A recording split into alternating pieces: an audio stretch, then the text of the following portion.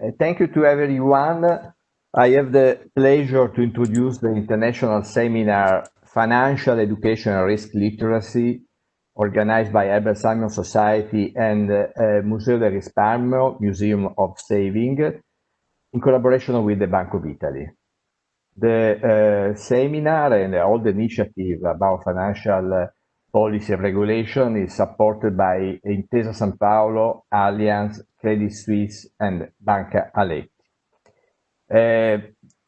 Before starting to tell something about the frame of this seminar, that is in effect a presentation of the book Financial Education and Risk Literacy, I want to thank for the participation Magda Bianco of Bank of Italy, Giovanna Paladino for collaborating also to the organization of the seminar, Umberto Filotto that will give an overview of the book. I warmly thank Ralph Hertwig and Herr Schäflin for holding a keynote speech, even if it will be a little concentrated, but the most important lecture of the day. And also the comment, Shabna Musavi, that we coordinated, will give also an introduction, Barbara Lemandi, Nadia Linciano, Henriette Prast, that I hope she is connected now. And in particular, at the end, we have the pleasure to have here one great expert of financial literacy, that is Elsa Fornero, that I thank for her participation now.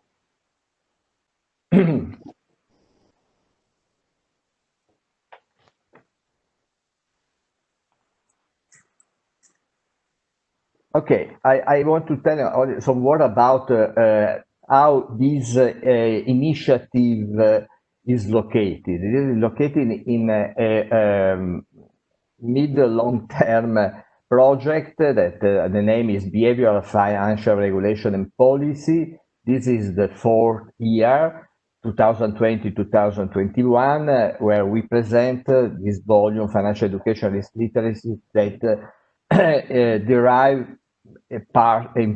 partially from the speeches that were held in Bank of Italy 2 years ago.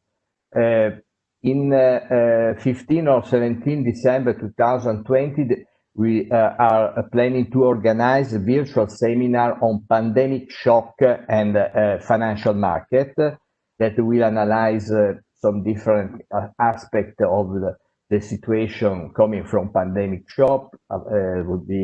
We deal about investment behavior, financial stability, changes of consumer behavior and credit during pandemic crisis, insurance company and pandemic uncertainty, how to include periodic epidemic shocks in macroeconomic forecasting, and also nudging to neutralize ambiguity, uncertainty, aversion of financial investment during pandemic crisis. After, in February, there will be the fourth workshop of Behavioral Financial Regulation Policy. It will be about insurance literacy and behavior of Italians, because this will be the presentation of the results of the national survey made by Bicocca University, Doxa, and Herbert Simon Society, and commissioned by IVAS about the insurance literacy, insurance behavior, and risk literacy also of Italians. It will be based on a big empirical survey of 2,500 interview. And I hope that it will be possible to hold the enrollment in a hybrid way, and not only virtual, but more or less will be at the end of February. Finally, we are planning to publish the third volume of this series that will be the title Artificial Intelligence, Financial Behavior, that will be based also on some lecture that were held at Bank of Italy, with some other contribution coming from other authors. Fine. the two topics of the book are financial education and risk literacy. Financial education, that is the so-called financial education, but also behavior, financial behavior, is small and large world. And I will say what I mean. Risk literacy and ecological rationality is the other important topic of the book. What is financial education in this book? How is that? The financial education as a financial literacy, as the knowledge of products, rules, concept is a fundamental, as will be underlined by Elsa Fornero, I think. But alone is not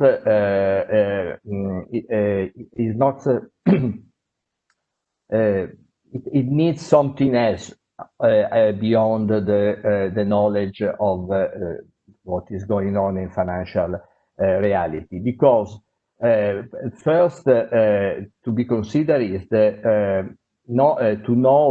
to teach is something not so easy, because even if there was an improvement of teaching methods, something more should be done, particularly for continuity of the teaching, because if it's teaching only limited in the time, at the end it doesn't change the competence about financial literacy.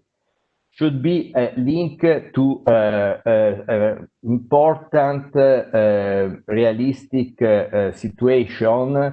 For example, an important occasion to teach now financial literacy is the impact of COVID-19 on financial behavior, also how to deal with this situation, and how it was important, as it was important after the crisis of 2007-2008, to connect the financial literacy education to real cases that have a great salience in the representation of the citizen.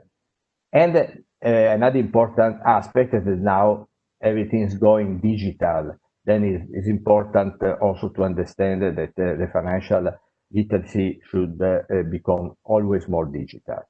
The second aspect, obviously, it should include behavioral debiasing. One can be a great expert of rule, product, and concept, but if they don't know what is the sunk cost and the problem of sunk cost bias, the person that continue to be linked to what to his cost in the past, is not aware that the utility of the present always hypervaluated compared to the utility of the future that under-evaluated. The endowment effect, that important aspect to be owner, that this hypervaluation of the value of what one is owning, loss aversion, framing effect, and perverse effect of disclosure, and so on. One can have this knowledge, but it may not be able to apply correctly. And this is an important aspect that is analyzed by the book.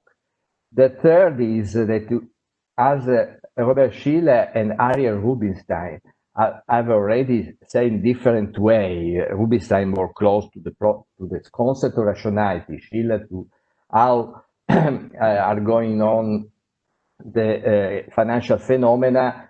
Many phenomena should be analyzed according to the storytelling model, because they a nice, simple, and concrete story may change the expectation of profit. The expectation of profit change the behavior, and these at the aggregate level may create the bubble. At the individual level is a typical situation of phishing and teaser rate and contract. Then it's something that should be taken in consideration in the financial education. Is it possible to change the competence in financial literacy and the financial behavior?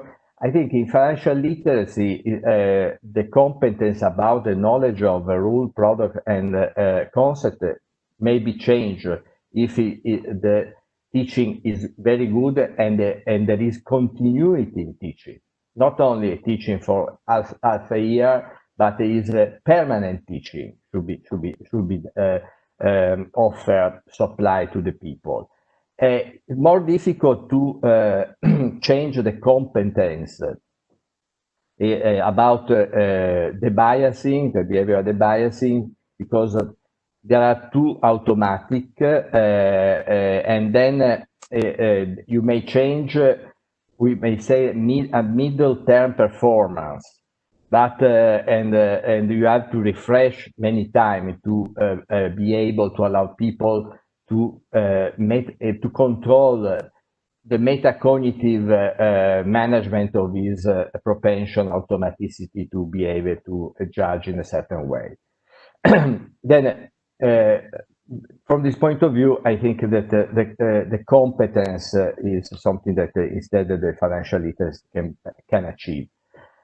Financial education, as education, financial behavior is important, but as we have seen before, but we have to recognize first that rarely financial phenomena are part of a small world. In the small world, according to Savage or Frank Knight, is the world characterized by risk, like the a priori statistic risk, a priori probability, statistical probability of Frank Knight, or for Savage, the situation usually more than small world are large world in which there is uncertainty. And in uncertainty, obviously, also the bias, all these discourse change. Many times, simple heuristic rule of thumb are often better in managing with financial and economic problem, because of the complexity and difficulty to learn concept linked to budget and so on. There were some study now that applied the Drexler article in Ecuador that were showing that less is simple principle is something that works also in teaching how to manage a micro enterprise. Can it change competence? I think that the competence to teaching simple heuristic decision making is possible and may change the competence. Instead, changing the competence, as I told before, about behavioral ability to not to fall in bias is very difficult. This is something that is more linked to a performance. That competence is when something becomes stable, performance when something is not permanent. And then an important aspect, since we are not able to change the competence for the biasing, an important aspect is the self-nudging. That means that we may teach people to establish if-then implementation plan to cope with problem in financial decision making, and these if-then are based on literacy, are based on knowledge of bias, error, and fallacy, and also include heuristics to allow decision making. This probably is an important solution to bypass the difficulty of competence change. The second aspect of the book is about risk literacy. Obviously, in a small world that is characterized by risk, you can apply the risk concept, but how to be effective in applying this risk concept? Trying to use the language of natural frequency, absolute, relative, and so on. and also establish a communication written according to the probability of the frequency. Also together when it is necessary with percentage, condition probability, and so on. But since it is the more natural way in understanding the probability, we should use in more certain way, with a bigger share in our communication training, the natural frequency probability teaching. And third, if we allow to increase environmental feedback from our choice, this is also proposed by the theory of nudging, is important the more environmental feedback that should be informative, not generic, more we improve our ability to judge probabilistically. Also, we may also improve Bayesian updating according to new information to update the evaluation not so far from what Bayesian theory proposed. Can it change the competence, these kind of things? I think that it's very difficult to change the competence in probabilistic reasoning, because one may be may think to have changed his ability to analyze the probability in the test and so on, but there are many data that show that after a while this disappeared, and is more a change in the performance. And this is why it's important that the communication change, and the communication that change may also allow a better judgment of the people.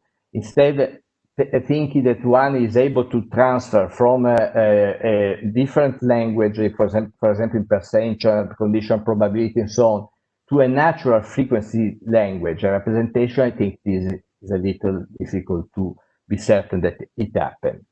In any case, and I finish, I think that a financial decision maker should be a bounded rational financial scissor, because I refer to the metaphor of Herbert Simon about bounded rationality. The scissor are two blades. One is the cognitive feature of our mind. The second blade is the environment, and uncertainty, complexity of the environment. And there is also another element that I had, is the pivot. The pivot is the body that allow the two blades to be coordinated. And this is how we have to think of ourselves in dealing with the financial problem in the financial market. Thank you very much.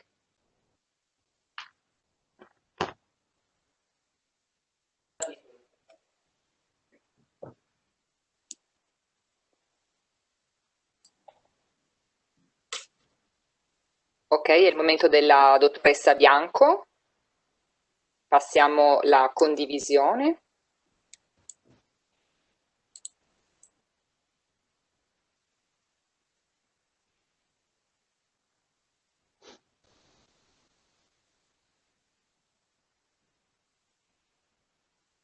Good morning and good afternoon, everybody. Thank you very much. I'm very pleased to be here.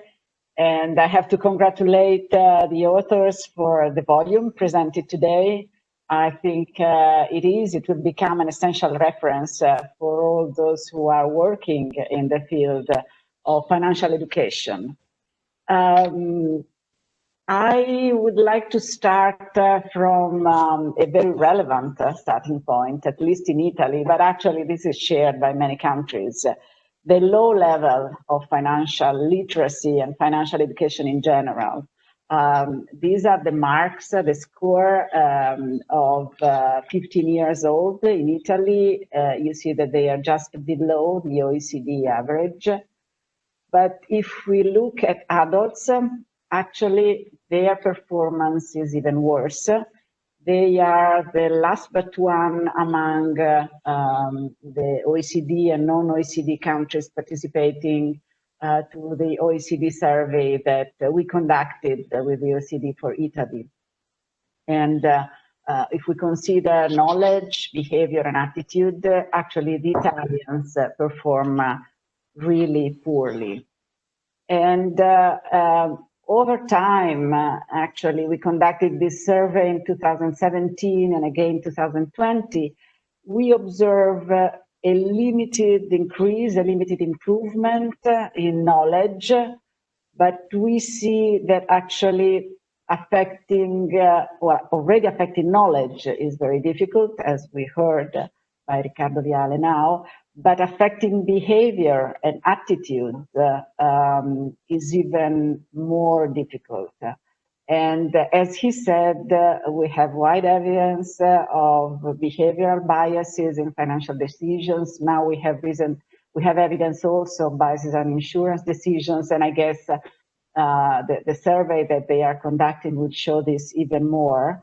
And we observe from the surveys also specificities, like one of the most evident is the gender gaps in all the measures of knowledge, behavior, attitude, and even in some of the biases, because for women we observe a lower level of literacy, but also a greater underconfidence as compared to male. Well, this of course is very relevant because we know that this has an impact. It has an impact on individual welfare.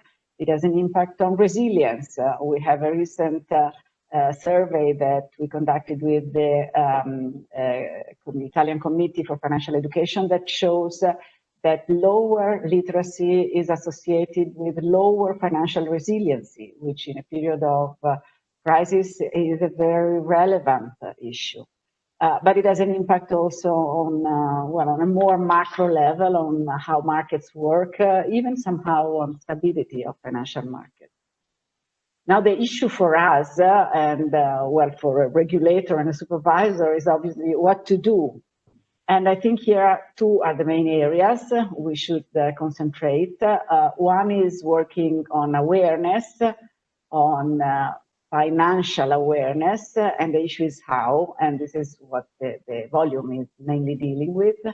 But I think we have to be careful that we need to complement this work with work on how we do conduct supervision, supervision on the behavior of financial intermediaries. On the first area, work on awareness, now the issue is how to have an impact on behavior and attitudes. And we heard how it's difficult, how to induce consumers to recognize and overcome their biases, to understand, recognize mistakes, sort of debiasing or self-nudging, as Riccardo was just saying. And this is where the volume helps a lot, and where we institutions and the stakeholders working on financial education are putting a lot of effort. And I think here we really have to work in steps. We need to work on an analysis of the actual needs and the specific characteristics of those we want to work on, of the recipients of financial literacy programs.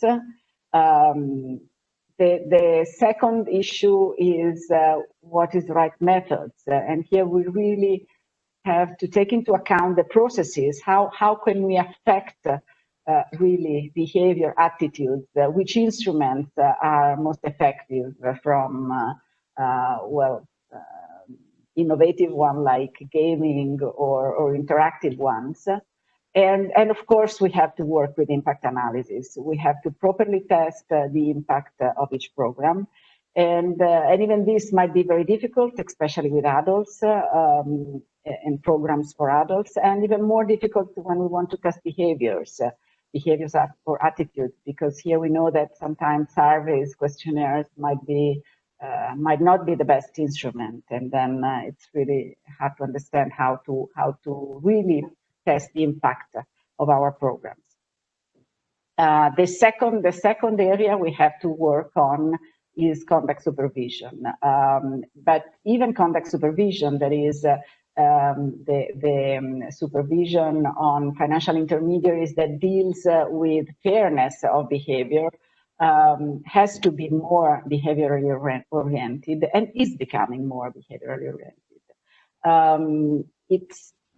There is now a large debate on how to do it better. Conduct regulators are actually reflecting on the best way to more effectively protect consumers.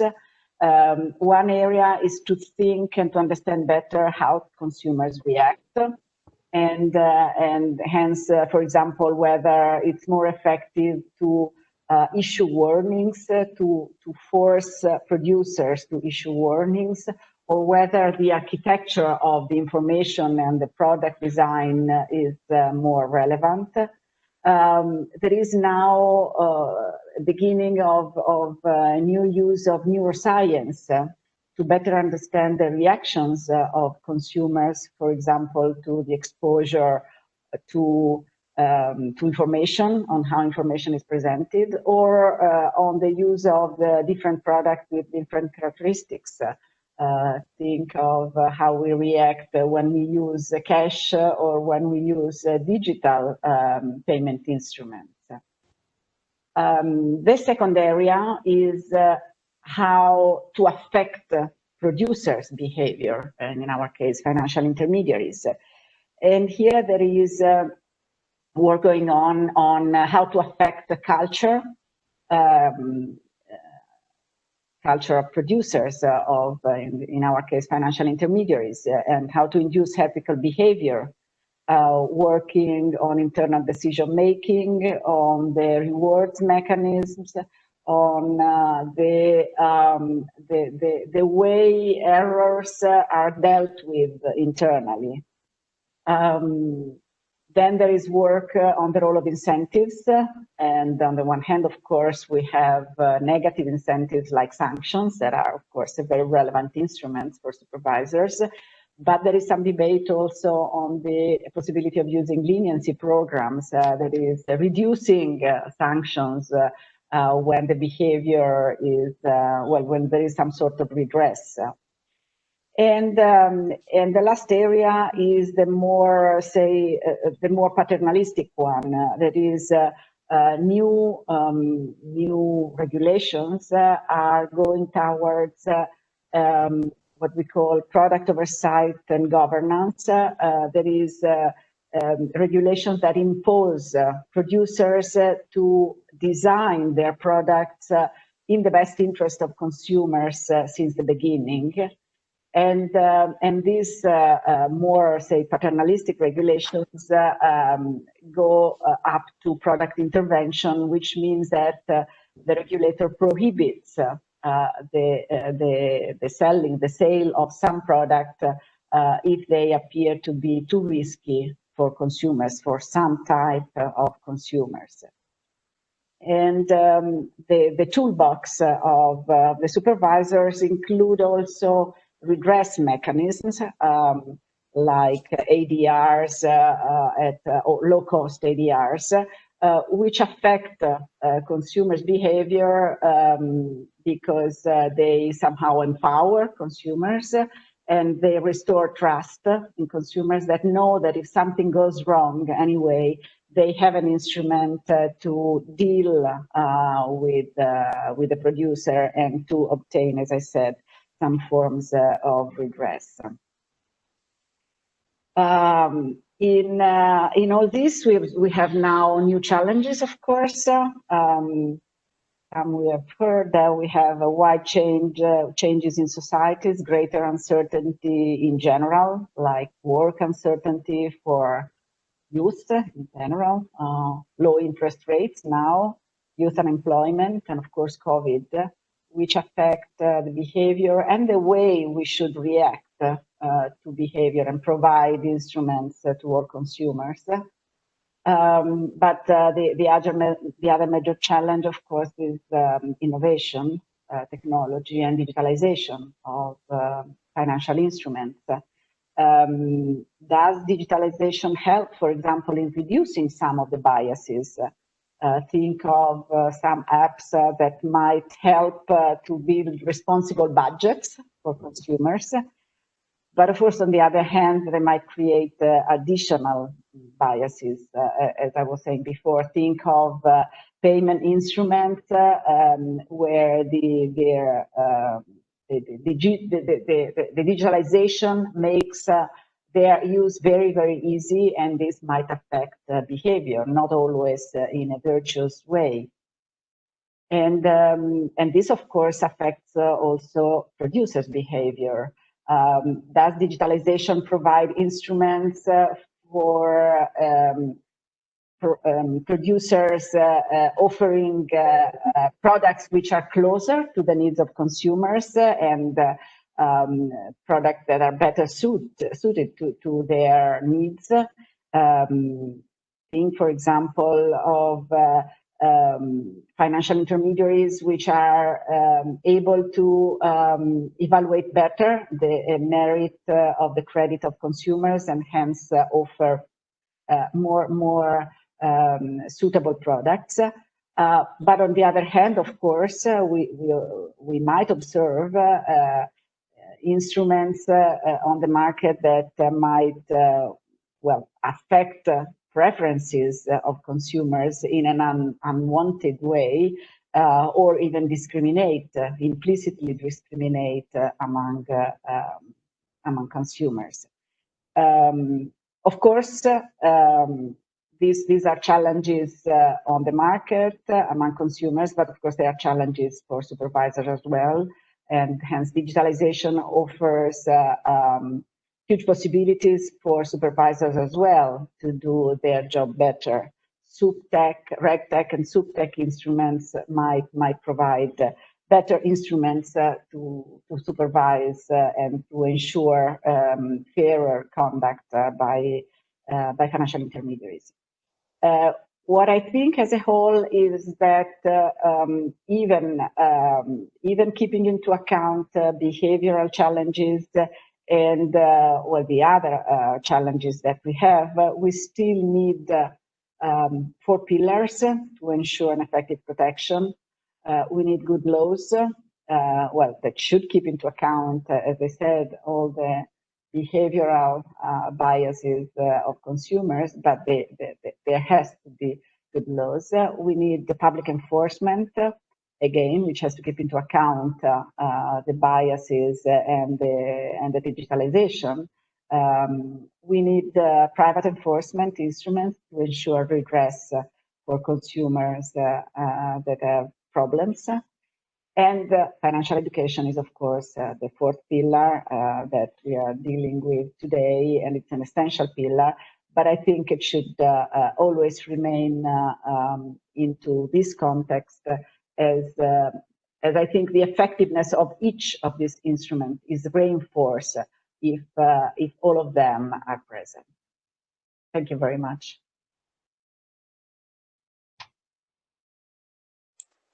Thank you, Magda. Now I pass the floor to Giovanna Palladino.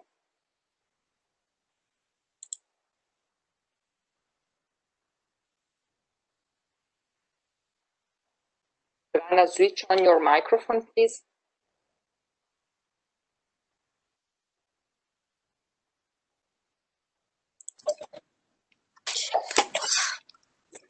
I cannot find the microphone. Okay. Yes, it's okay. We can hear you. It's okay, fine. You can hear. Okay. Yeah. Now I switch on the presentation to the full screen. Okay. I wish to thank a lot Professor Viale, first of all, for involving the Museum of Saving in the presentation of the book Financial Education and Risk Literacy, to whom I have contributed with a chapter dedicated to what at the Museum of Saving we have done to deal with financial education and socially fragile groups. That's the reason for which I entitled my presentation in this way. This is the occasion to think about 9 years of very intense work And as you may know, this is an experimental field, by the way, and at the very beginning, a few people knew how to match the museum approach with the dissemination of financial education content. Here I use the image of one of our money boxes that represent Uncle Sam, because I want to evoke the fact that the financial literacy is really related to our daily life. And now more than ever, there is a strict connection between politics and economics.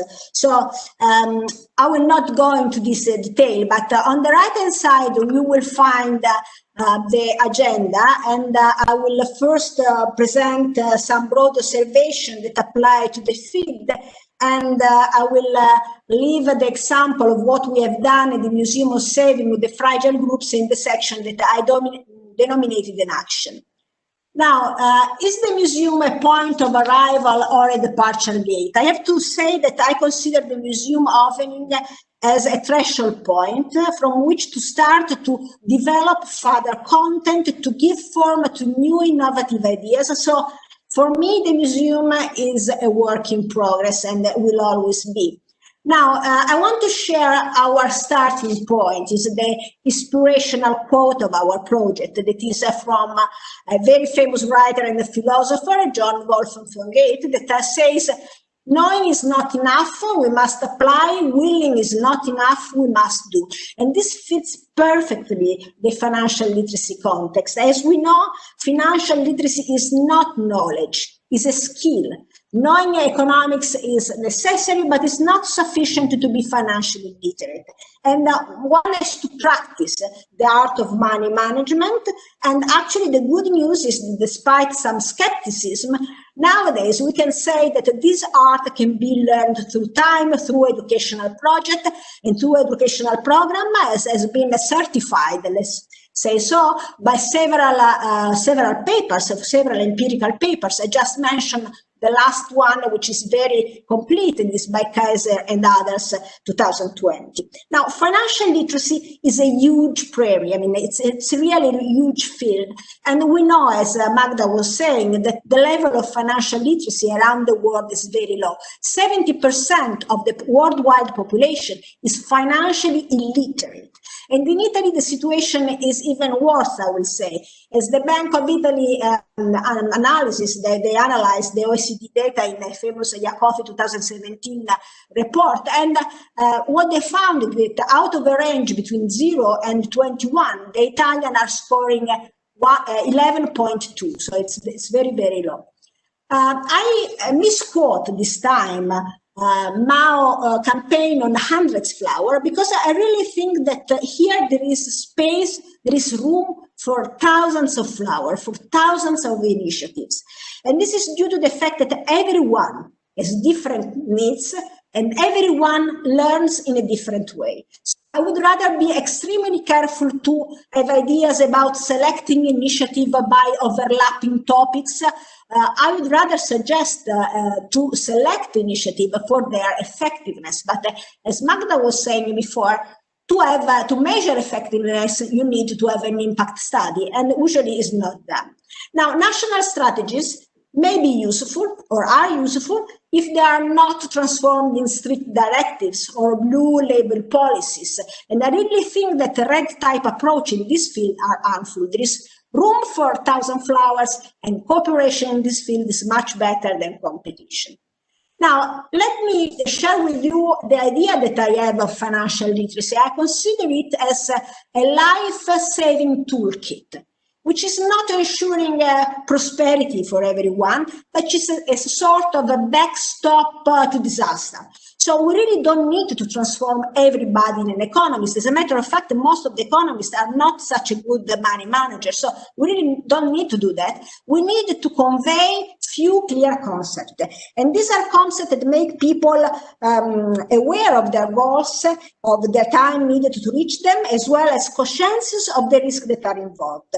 So I think that we need all the stakeholders to do their part, politicians, institutions, professionals, but even citizens that need to be willing to take the medicine in order to develop the antibodies that will help them to recognize ill advices. Now, let's go back to the origin of the title, to the topic of the title. As said, I mean, the lack of financial education affects everybody, but even more so the fragile groups, the socially fragile groups. For socially fragile groups, the lack of interpretative and cognitive instruments require adapting and integrating whatever is available, whatever material is available. And as for us, whatever we have done is to go beyond the traditional teaching methods in favor of the gamification, not forgetting the fact that personal interrelation is also very important. Now, we develop programs that address specific issues using specific tools. And our focus on the fragile groups are mainly on 4 kinds of groups.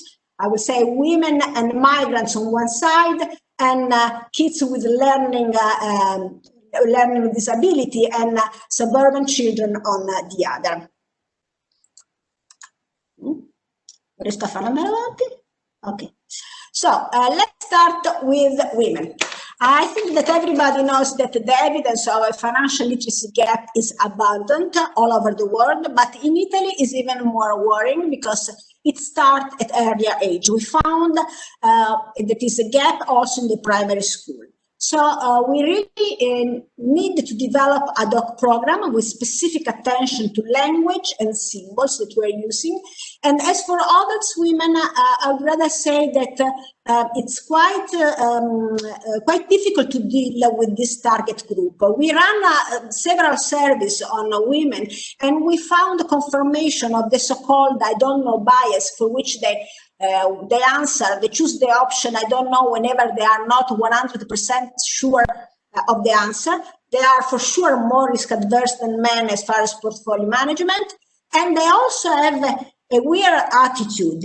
They tend to delegate whatever is related to the long term in terms of decision of investment, long-term expenditure, while they are much more autonomous in whenever we are considering the daily expenditure. And moreover, finally, the very difficult issue is that they don't want to be involved in educational program, in training. I mean, they're reluctant, and they usually ask paper material or websites to consult whenever they have time. So financial education is not a top priority for women. So this is, if you consider this together with the fact that women, however, have a lower income, and in many cases they have no work outside the house, we end up with the situation that the probability of women being poorer than men when they get older is increasing over time, and is really a worrisome trend. Now, what we have done and what we do to bridge the gap. We do our best, but for kids we design laboratories and experiences that may appeal also to them, using their language and also using their comfort zone references, even if sometimes this means to exploit stereotypes. For adults, we design specific materials and organize workshops on personal finance, mainly related to their worries, such as the wellness of the family, the children, as well as pension system, social security, and also we did something on risk aversion because it's really harmful from their financial well-being. And we also organize events, because events are quite powerful in order to raise awareness, and specifically we organize events on a very subtle phenomenon, which is economic violence. Now, as for migrants, usually migrants and money rhyme with remittances, and I think this is a mistake. We need to think that financial education is a powerful way to enhance their economic and social integration. Also for migrants, we run several surveys because we want to understand their characteristics, their need before targeting this group. And we found something obvious, that migrants are not a single group. There are lots of cultural differences and ethnic peculiarities. And we have a group of migrants that are better off than Italians in terms of financial literacy, as well as group of migrants that are worse off. But they share with the Italian a bad habit. That is, they are not aware of the importance of knowing how to manage money. But on the other side, they have the habit to save. Around 50% of the people that we interviewed save significant part of their income. So what we did and what we do, because we keep working on this project and we keep offering this kind of activities. We work with the organization that are offering, that are welcoming migrants in our country. And we, first of all, define the financial literacy level of migrants, and then design 3 modules that are increasingly difficult, from saving and family budget to the investment to how to start a business. And we try to accompany the migrants in understanding how important it is to define goals in the short term, in the middle term, in the long term, how important it is to check the progress, how important it is also to be ready to change the view of action whenever there are constraints, external constraints. So this kind of planning is important not only for their financial well-being, it's also important for their personal fulfillment. We also organize events because this raises the feeling of inclusion. For migrants, we had events on a photographic contest that were accompanied by training activities. And for sure, we give special attention to migrants women because they are fragile to the square. Now, I leave at the end the 2 cohorts of fragile groups that also attract our attention and are more related to the childhood. And the first one is about the kids that have learning disabilities. Actually, parents came to me asking to do something to improve their level of autonomy, asking to do something to let them understand the value of money. We did the research, there was nothing around, no best practice to copy. So we decided to organize a contest among startups to develop an app that would be useful to people that has mild limits in learning. And actually, we end up with the winner, that is Janki. I will not go into the detail because we don't have time. As for the second group of children, we targeted the suburban children in metropolitan area because they live in a really rundown economic and social background. And the project is a project that tries to help them understanding the value of a very important investment, which is the investment in human capital that we have to do at a very early age. And the importance to stay in school.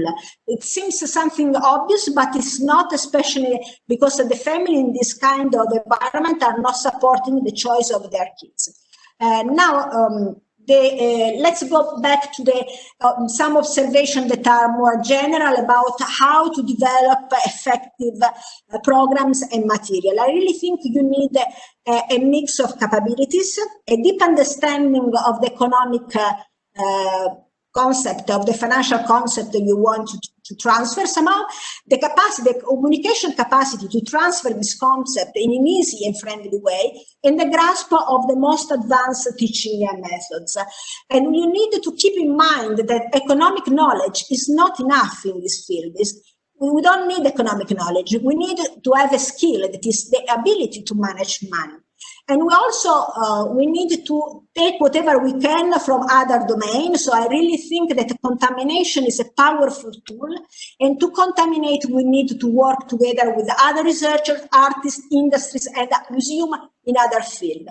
So we keep in mind that communication has to be used in a proper way, because if we use it in a proper way, it can involve emotionally the audience and the visitor, and this enhance the level of learning and give a long-lasting effect to the learning process.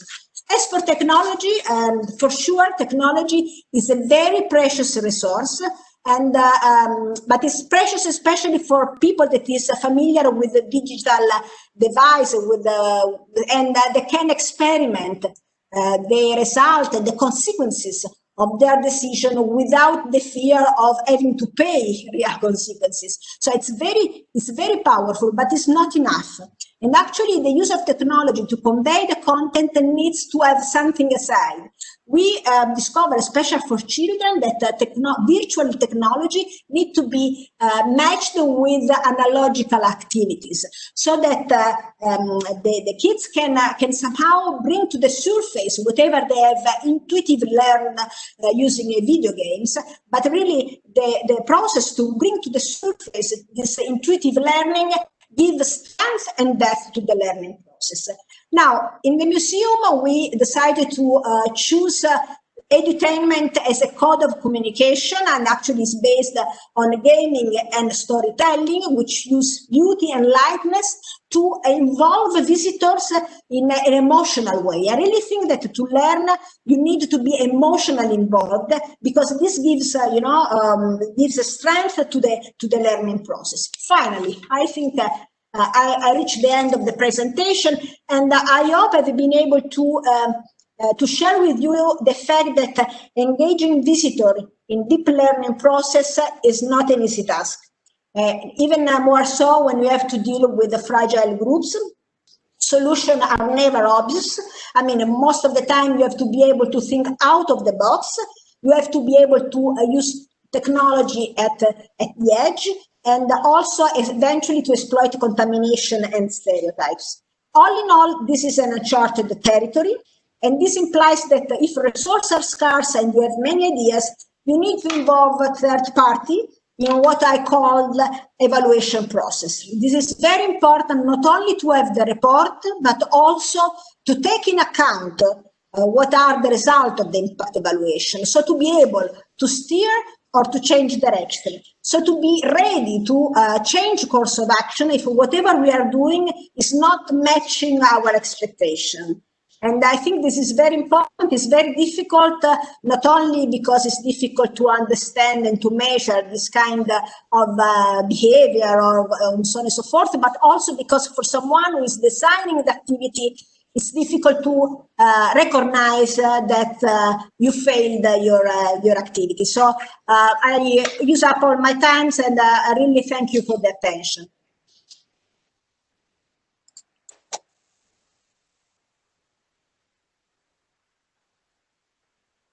Okay, Professor Filotto, it's up to you. Good afternoon. Thank you. Thank you, Palaiolo, and of course to Riccardo and to the Museum of Saving. And editing this book has not been easy, and writing an essay has been quite demanding. But I must confess that when I was asked to summarize the richness, quality, different contributions to this book,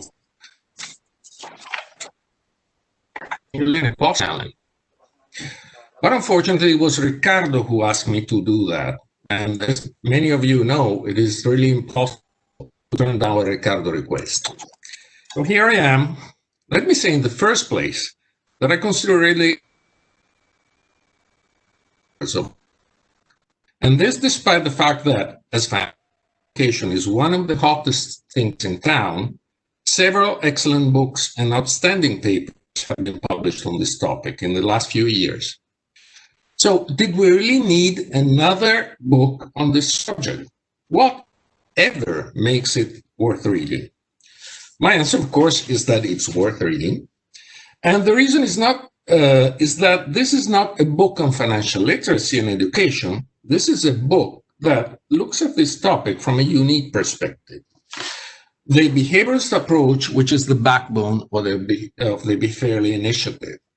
Financial education and behavioral finance have been treated by several authors as irreconcilable, the former being considered the dream of an illuminist punk loss, and the latter by a psychologist in a bad mood. Most economists would easily settle down with this insurmountable conflict between these 2 points of view. We are researchers, after all. We can only acknowledge the real world as it is, not pretending it looks like the one would wish. But while abiding to the rule of realism, BEFAIRLY has the ambition of contributing to the possibility of making things a little better than they are.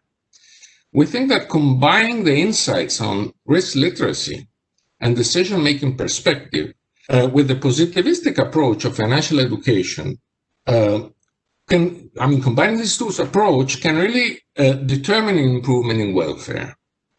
Because of this book combines its two sections, contributions stemming from these two streams of research. As Riccardo anticipated, the book is divided into two parts. The first one is financial literacy and financial education, recommendation, evidences, and policy implications. Schäferin discusses issues associated with the broadening of the scope of the financial literacy approach to include behaviors related to self-control, budgeting, and heuristics. Financial literacy in the form of knowledge can only produce better decisions when paired with human capital associated with acting on that knowledge. Stella, Filotto, and Cervellati underline the special role and behavior of young adults and study the mistakes they make in taking financial decisions. They test their relations and combined effect on decisions of financial literacy, behavioral aspects, and individual propensities. Locatelli and Tanda focus on fintech, showing that the ease in the access of financial services, coupled with a low level of literacy, increases the needs of financial education. Palladino paper addresses the issue of how to engage disadvantaged people in a highly complex subject characterized by behavioral biases, offering an array of insights about how to tailor the right approach to meet their needs. In order to improve fairness, sensitivity, altruism, and intertemporal choice, Marchetti, Rinaldi, Lombardi, Massaro, and Valle designed a conversation-based training program for primary school children aimed at stimulating reflective thinking through class discussions.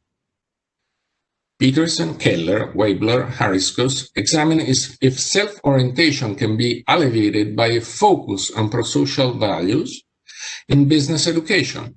No evidence is found for self-oriented behavior transmission in traditional business education. However, students seem to self-select into disciplines according to their personal and pre-existing inclinations. Berti affirms that financial education is bound to be ineffective. Thus, she proposes an education intended to give citizens the knowledge needed to understand and participate in political discussion and decision-making on economic choices. Pesando, Billari, Favero, and Saita evaluate the effectiveness of the FELIP project, an intervention aimed at promoting literacy among school students in Lombard, showing that a cost-effective and scalable program can reach students and that proper policies can be targeted towards vulnerable groups. Linciano elaborates on attainment and unification in financial education, the role that experiential learning play in the transformation of knowledge into action. Then we have part two. Part two is risk literacy and financial decision-making. And it starts with an essay by Alemany and Musavi that argue that as the same information can be interpreted quite differently due to differences in culture, financial education policies can benefit from incorporating measures of cultural aspects into their approach. Hertwig and Grun-Janov explore various dimensions on which boosts differ from nudges, addresses possible misconception, and provide a taxonomy of boosts. They then review and outline boosts that have been proposed and designed to foster people's competence to make sound financial decisions. Timmons and Lan show, using examples from studies on loans, car finance, and mortgages, how lab experiments can provide insights into psychological mechanisms, offer multiple ways to test good decision-making, and can be also used to pre-test solutions or evaluate policy changes. Zaffuto, Gioffoli, and Coricelli demonstrate how different levels of information about choice probabilities affect our decisions and the emotional responses to the outcome of our choices, suggesting a fundamental role of risk literacy and financial education to improve our decision-making under risk. Lucarelli, Maggi, and Uberti, through the perspective of money, find dominance of risk-seeking behaviors, Conversely, individuals appear risk-averse when measurements include subjective value, and risk is modeled by standard deviation. Implications are severe, indicating individuals' unawareness of behavior and risk. The result of two analyses our attitudes toward risk. The analysis complementary as they show that a major role in the entrepreneur's choices about risk is played by behavioral biases to both under diversification and assurance. We observes that knowledge and awareness of financial themes is low among SMEs, as the resultant investment in financial knowledge is considered insufficient. Fink and Houston show that a lack of awareness of declining financial capability increases vulnerability to financial exploitation. Improved investor protection and the use of financial instruments that automate the management of retirement portfolios can improve the financial security of retirees. Finally, Giorgio Antonio Rotondi tried to identify the risks associated to fintech innovations and discuss how this risk can be managed through an appropriate regulatory framework. Moreover, they examined the importance of financial literacy in developing a culture of risk awareness. Well, trying to squeeze such a rich and diversified number of contributions in a few minutes was inevitably a mission impossible, as you have seen. But someone had to do the dirty job, and apparently I drew the short straw. However, I hope I could light the spark of curiosity driving you to go get and read this book. As you see, many different approaches, many different contributions, and really a cultural richness which is difficult to find. But just in case this is not enough, I have still a couple of aces to play. And I'll now have the honor to leave the floor to Professor Herr Schäfrin and to Professor Rolf Hertwig, who will present the recent developments of their studies on this subject and lead us to further reflect on financial education and risk literacy. So I now leave the floor to Professor Hertwig. So please, Professor Hertwig, yes, here it is. Thank you very much. The floor is yours.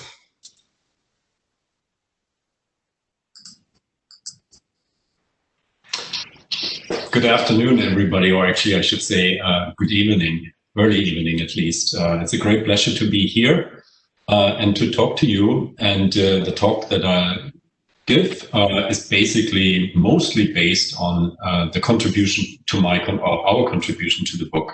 Let me begin with this person that who some of you may recognize. Now, he certainly was not an advocate of financial literacy. That's Otto von Bismarck.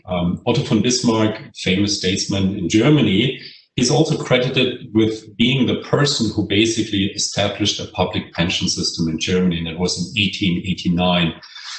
It is claimed that this was the first one worldwide. I'm not sure that it's correct, but surely if it was the first one, it was later then adopted in many other countries in the world, this or similar systems. Now, I think that is mostly also the story of the 20th century, that we increasingly lifted the burden of individual responsibility for financial welfare and tried to safeguard people by establishing a choice architecture where the individual responsibility was shifted toward the collective responsibility.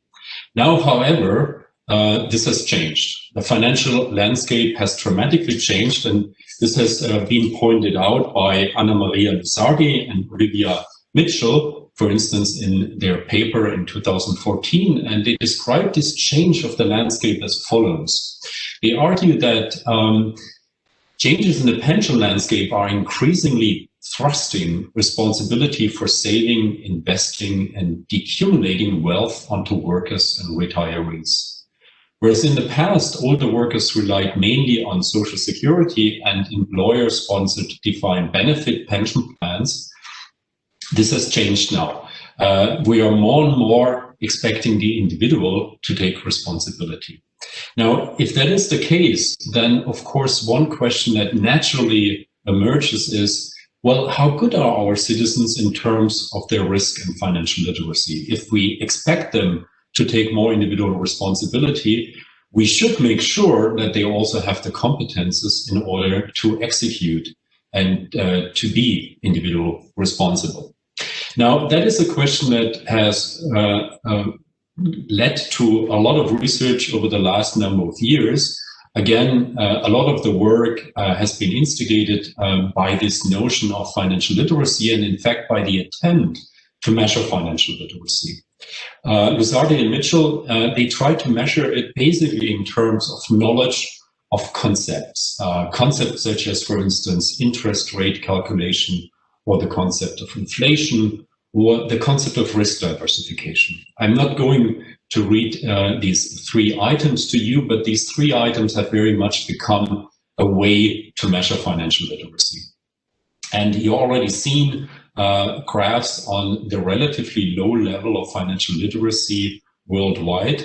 But here's another graph that I can show you, which goes back to work published in 2011. And basically here you see the level of literacy in a number of countries.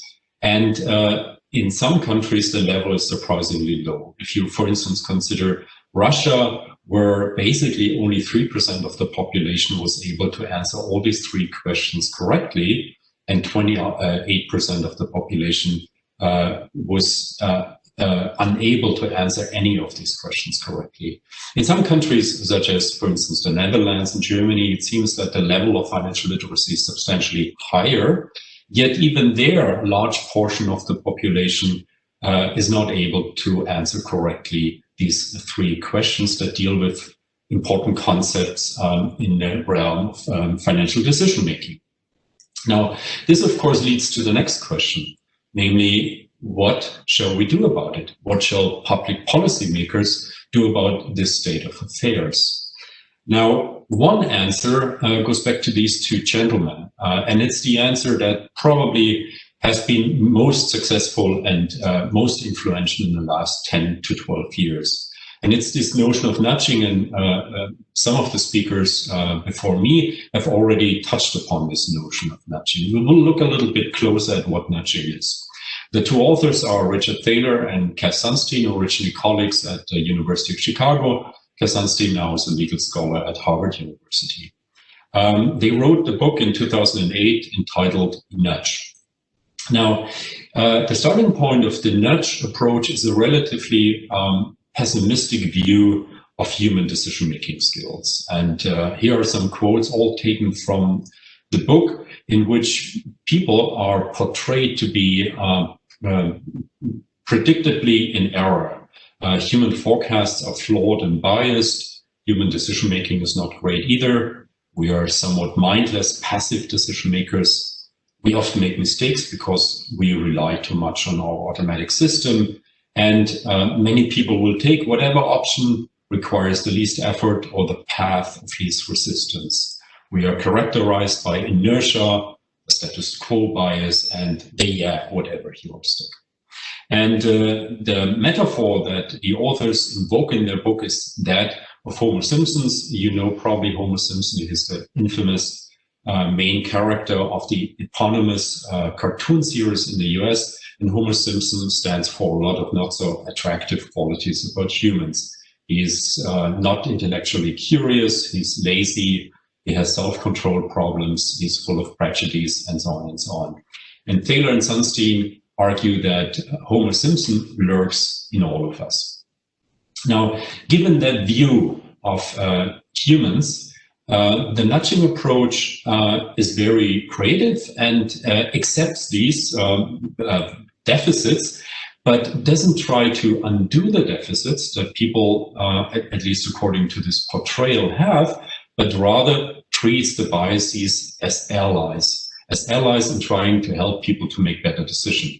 And let me give you the gist and the rationale of the nudge. The idea typically is that there's a behavioral pattern, maybe inertia or not taking care of one's financial future or eating unhealthily. And this behavioral pattern leads to an outcome that is bad for the chooser. And then what I do is I try to turn the biases and the motivational deficits that people suffer from into allies that combine with the choice architecture. The choice architecture is the external environment that I build as a choice architect around the person. And the bias in combination with the choice architecture is meant to nudge people into the right direction. Now, in order for that to work, I need to make a strong assumption. I need to make the assumption that the choice architect really knows better, that he or she knows what's wrong with me and what's wrong with my behavior, and also knows how it can be improved. And I need to assume that the choice architect is benevolent.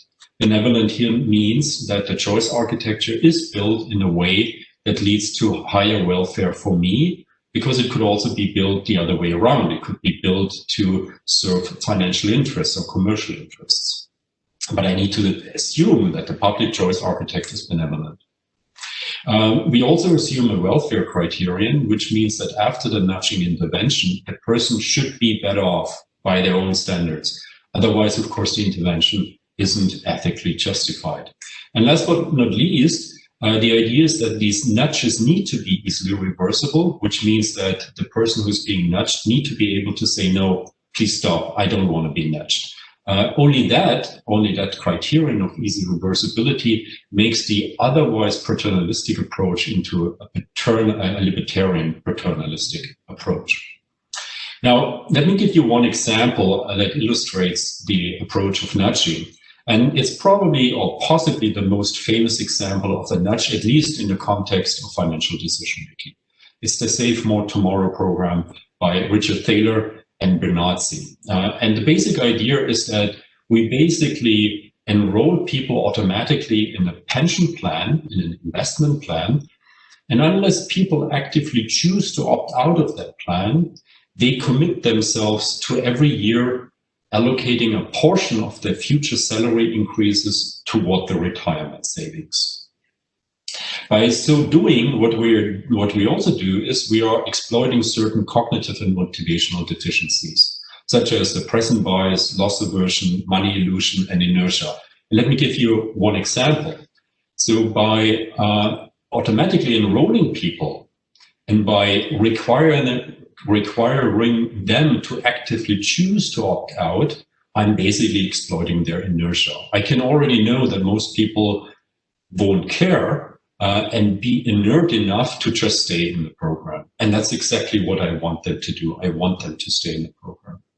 I avoid the problem of loss aversion, for instance, by projecting the reductions or the contributions to my pension plan into the future. So I don't actually feel a decrease of my net income because the deductions are taken from the increases and not from the net level of my salary. However, and this is a very important point, and I think it also reflects on some of the talks before, and I think we need to be very clear on that. The choice architecture in the nudging approach harnesses these deficiencies, but doesn't try to correct them. In other words, in a different context, people will still be suffering from loss aversion, from present bias, from money illusion, from inertia. These biases need to stay in place because I want to exploit them. And that's an important point. We are not trying to undo the biases. We are just basically harnessing the biases in order to push people in a direction that we want them to be pushed. Now, the nudge approach has been criticized on various dimensions.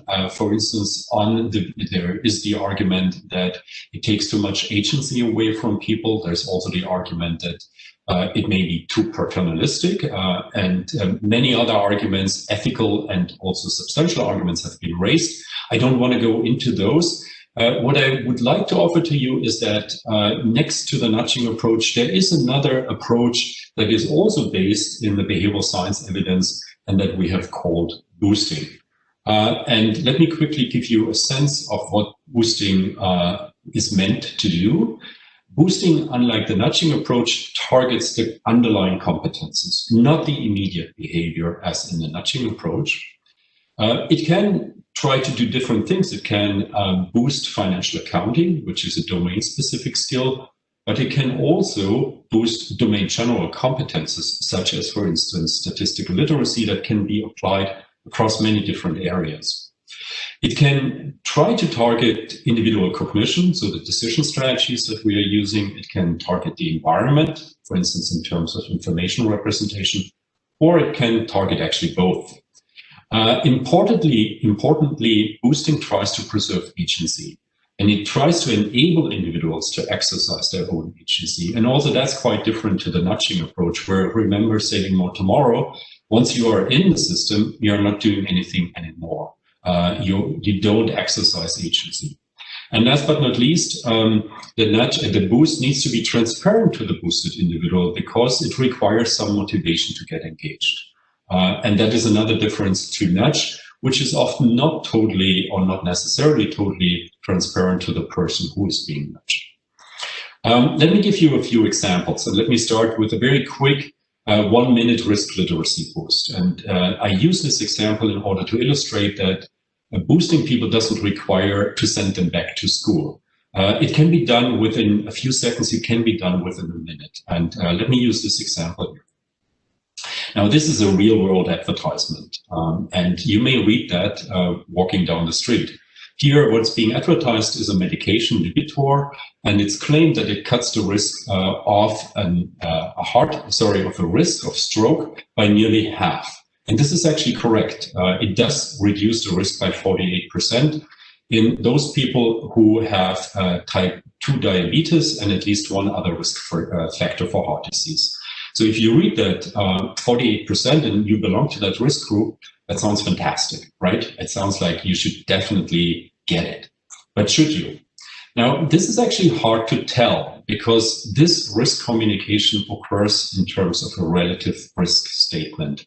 Lipitor reduces the chance of stroke by 48%.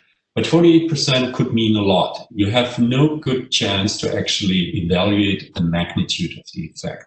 48%, for instance, could mean that in a group of 100 people who belong to a risk group, the reduction is from 100 to 50 people. That's about 48%. But it could also mean out of those 100, we reduce the risk of stroke from 10 to 5. And it could even mean that we reduce it out of the 100 from 1 to a half person, 0.5. All of this is consistent with 48%. And obviously, it has very different implications. In other words, you need to know what the magnitude of the effect is. And for that, you need to be told about the effect in terms of absolute risk. And the correct numbers in terms of absolute numbers is this. Lipitor reduces the chance of stroke from 28 in 1,000 to 15 in 1,000, which is a reduction by 13 in 1,000, and that amounts to 1.3%. Now, 1.3% sounds very different than 48%, right? Now, this communication in terms of relative risk becomes particularly misleading if it comes in terms of mismatched framing. And that's a marketing strategy that is occasionally used in the pharmaceutical industry. And basically what I do is I report the benefits of a medication or treatment in terms of relative risk reductions. I make the effect very, very big. And I then report the harms of the interventions in terms of absolute risk. And that means I reduce the effect to very small numbers. And this is mismatched. And of course, it's the boost. The boost is very simple. Whenever you hear about health statistics, but by the way, the argument also holds for the financial domain. Whenever you hear statistics, ask them to be translated in absolute numbers. You need to know what the absolute numbers are in order to judge the magnitude of the intervention or of the benefit that is being claimed. And that's a very simple boost, and I hope that you will never ever forget this kind of boost in the future. Now, that's the example for a boost in the realm of risk literacy. Let me talk about two boosts of financial decision making. And you find more in that chapter in the book by Ricardo Viale and his colleagues. But even there, the list is not complete. It's an incomplete list. There are many other boosts that one can identify in the literature. I give you two examples only. The first example, and Ricardo has already touched upon it, goes back to a study by Drexler et al. And they were interested with one very important cognitive achievement. namely the ability to account for the money you take in and then you spend. And that's a function that is very important to the economic success of micro-entrepreneurs. And that's exactly where the study began. It began with micro-entrepreneurs in the Dominican Republic. And basically, the micro-entrepreneurs were randomly assigned to two intervention conditions. One was a very traditional principle-based accounting training. So I tell people about what's cumulative interest rate, what is double accounting, and so on and so on. The alternative was to tell people and to teach people methods based on simple heuristics. And let me give you one example, and it's just one of many. People were, for instance, told that if you go, please go home and take a commode, and this commode has two drawers, and use one drawer as your business account and the other drawer as your household account. So all the money goes into, that comes from the business and generated by the business, goes in one drawer, and the money goes in the other drawer. In other words, keep your accounts strictly separate. And if you make transfers between the accounts, for instance, you take money out of the business account and you spend it for private purposes, then you leave an IOU note in the business drawer. This way, by the end of the month, you have a very simple, full record of what money went into the system, you earned, and what money you spent for all kinds of purposes. Now, let me quickly tell you about the results. The results are pretty impressive. What you see here is basically the increase in good business practices, in good business outcomes, in good personal outcomes, and in good personal financial practices for the control condition, which is the baseline here, for the accounting, which is the teaching theoretical concepts condition, and for the rule of thumb condition. I should also say that the accounting and the rule of thumb was pretty extensive. It took a number of days to teach people to do this. And what you see is that by a wide margin, the rule of thumb training was the most efficient relative to, for instance, the more theory education-based accounting condition. That's one example. And that dealt with accounting. Let's go to a totally different domain. Let's go to the question of how do we get people to invest money in the stock market? Now, that's a concern here in Germany because many people are basically shy away from the stock market. They put their money in the saving accounts, and that is a terrible decision these days because basically, as we all know, there's no interest rate being paid. And basically, people forgo the chances to make money in the stock market. And one of the reasons could possibly be is that they don't understand the risk and are afraid of the risks. Now, how do we tell people typically about risks? Now, this particular boost that I will going to present to you is based on basic research on what we call the description experience gap. And this is basically the insight that our understanding of the probabilities in the world change as a function of whether we present those probabilities in terms of symbolic descriptions or in terms of simulated experience. If you want to know more about that basic research, which is actually, that's my personal taste, very fascinating, there's a chapter here that gives you an intro into that topic. But here's the boost. Actually, that's not yet the boost. That is how we typically communicate risk in the stock market. We do that with the help of symbolic description. You find, for instance, such historical return curves in the key investor information document. And what you see here is a fund and how this fund and its value changed over time in the last 10 years. That's how we typically tell people about risks. And here's a very different way. Now, this is the so-called risk simulator that's taken directly from their paper. And the idea of the risk simulator was that we need to give people a better idea of the volatility of the risks that they are taking, of the very different outcomes that could occur when you start investing. So what is being modeled here is an investment of 1,000 euros over a horizon of 5 years. And what you will see is basically an emerging return curve. You see the hugely different outcomes that could occur. And people, in a way, The idea was in a way to simulate the experience of investing and to also make clear to people that the outcomes could be vastly different. And what you basically see in this risk simulator is how the return distribution curve built up over time and what the potential outcomes was. I give you just a chance to see that. You could also speed that up or slow it down. It's not a particularly nice graphic display, but of course one could make that much better. But it was good enough for the purpose of the experiment. And now you see basically how this return curve builds up, and you get a sense of how widely different the results are. And now this is how the final distribution would look like. And you basically get a sense of, like, if I had invested this 1,000 euros, this is the potential outcome over time. Now, what the authors find is that this risk simulator has a number of really desirable effects. Participants were much more willing to accept risk in one's portfolio. In other words, enter the stock market. That the authors consider that to be a good thing in the context of Germany. It doesn't need to be automatically a good thing, but in a German context where people shy away from the stock market, it was a good thing. They were also more accurate when they were asked about the probability of a loss. They were more accurate when they were asked about the expected return. And last but not least, they felt much more and better informed.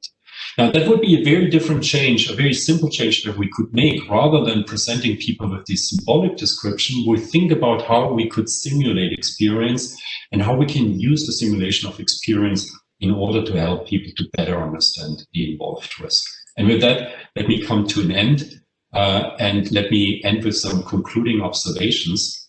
The first one is the two examples that I gave you illustrate one important point. Boosts are just-in-time interventions. In other words, unlike financial literacy that we teach in schools, where people not necessarily yet need that knowledge, boosts are in place when people actually need them. So I boost people's accounting skills when they actually need to do accounting. I boost people's understanding of the risk in their investments when they actually make investment decisions. And I think that's a very important point, that we need to think about financial competences and interventions at the point when the motivation is high and people actually make most use of it. And that's very different to just teaching conceptual knowledge that is not necessarily relevant at the time at which I learn about these concepts. If you consider the toolbox of boosts, you will find various classes of interventions. They range from simple heuristics. I gave you a few examples. The risk simulators, that they can be used for all kinds of communications of risk. There's also the idea of self-nudging that Ricardo already touched upon. I'll say a word on that in a minute. And there's, of course, also the idea of financial literacy. But this is only one of different classes of boosts. Let me say one word on the notion of citizen choice architect that we have coined in this paper by a colleague of mine and myself in Behavioral Public Policy that came out a few months ago. There we proposed the notion of self-nudging. Remember, one of the criticisms of the nudging approach is that the nudging approach is relatively paternalistic. It reduces people's agency. And the approach that we take here is that we could combine to some extent the boosting approach and the nudging approach via self-nudging, which requires that we educate citizens to become their own choice architects. In other words, I could decide, me as the citizen, I could decide to automatically enroll me. And I could even realize that it's a good thing for me because it stops me from opting out and staying in the system. But the important point is it is the person who does it, and it's not the public policymakers, and thereby basically we preserve autonomy and we also preserve agency. So I am personally convinced that the notion of the citizen choice architect is a very relevant one. And last but not least, I personally convinced that financial literacy, in my view, requires an informed and a skilled decision maker. And that means the teaching of knowledge, but in particularly also the teaching of competences. And I love that Giovanna earlier cited one of my heroes, Johann Wolfgang von Goethe. Knowing is not enough, we must apply. And I think that holds very much in the context of financial decision making. It's not enough to know. We also need to have the skills and we need to exercise the skills. And in my view, boosting is one important pathway in which we actually shape these skills and help people to exercise them. And with that, I conclude, and thank you very much for your attention. Thank you, Professor Herwig. Now we have our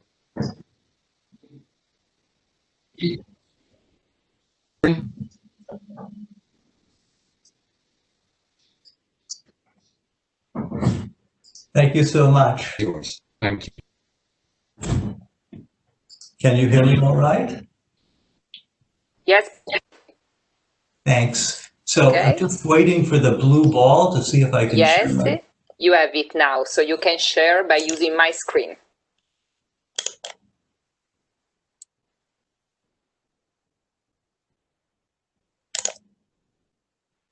Great.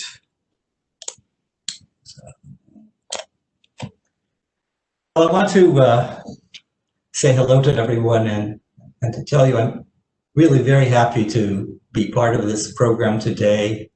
It's a real pleasure and an honor to follow 4 excellent presentations. And I want to congratulate the producers and contributors to this volume, which I think is likely to be a landmark volume. It's really quite unique and makes significant and beneficial contributions to our knowledge of how to move forward in terms of better financial decision making. So today I'd like to talk about my own contribution to this volume, and just to give you a sense, I'd like to cover five points basically. I'll begin by talking about financial literacy. Just remind us what the past findings are, some of the highlights, for example, in the Lusardi initial work, and then discuss new directions for moving forward from a base of knowledge. Then I'd like to move to what the media tells us about how people say they need help when it comes to household finances. And that's a little bit different from what the academic literature tells us. The heart of my talk will be to describe what I think are the important roles of self-control, habit-based heuristics, Christmas clubs, and holiday budgeting, to try and use as examples and a little bit of a narrative approach to get a sense of what I think is really important. Then I'll describe some new work on general budgeting. And then finally, I'll close with a few remarks about modeling issues, boosts, and nudges. So point number 1, financial literacy. Okay, so what have we learned from the past? So what we've learned from the past is that financial literacy is important in respect to behavior. That it's not just what people know, but there is a relationship between what they know and what they do.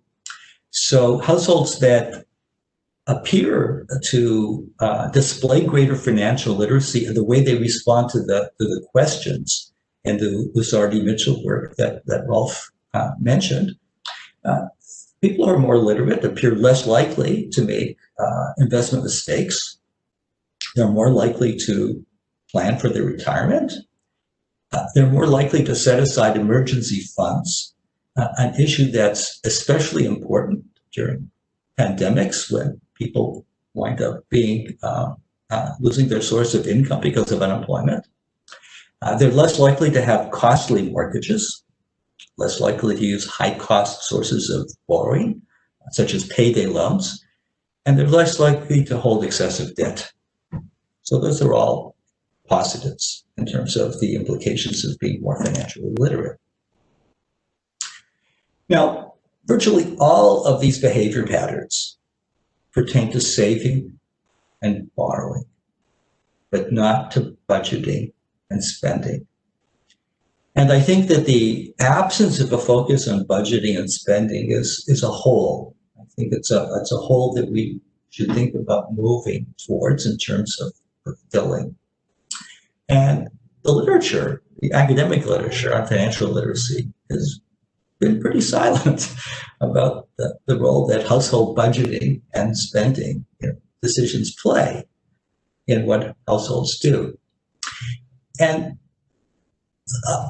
I was particularly struck by Giovanna's presentation, because she makes a point that I think needs more attention. And that point is a finding that was first reported at least a decade ago about when financial education, this is based on American experience, when financial education is helpful and generates positive results, and when not. And one of the most pronounced findings is that if you do not include a component in a financial education program in K through 12 education, you have limited effectiveness at the end. But simply introducing as part of the experience a game, especially a stock market game, turns out to make a major difference. And I think that there could be several reasons why that's the case. Many of the features of the stock market game have no direct relationship to other aspects that are taught within the program. But I think what happens that was when students are involved in stock market game, their brains operate differently. The reward systems in their brains operate differently. The dopamine pathways are activated. The nucleus accumbens is activated. And I think that when you have this activation, students become much more receptive to the other aspects of financial education. And so the gaming feature is really quite critical. Okay, the media. So the media, when they report on what households actually say, and this is in narrative mode, Ricardo mentioned the importance of narratives. So the narratives tell us that people say that they engage in spending, but they really do not keep track of what they purchase. This is many households do not keep track of what they purchase. That they fail to understand the opportunity cost of repeated small purchases that are made over time. So small amounts of money that you spend today, but you spend regularly, you simply don't keep track of the fact that over time it grows into a relatively large amount. That many people are vulnerable to making unwise impulse purchases. So spur of the moment, you decide to buy something that's not so smart. And the establishment of choice architectures in which personal saving is placed at the end of the decision process instead of up front. So where you decide to spend, if saving comes at the end and you're not such a careful tracker and budgeter, then there may be little left over at the end for discretionary saving.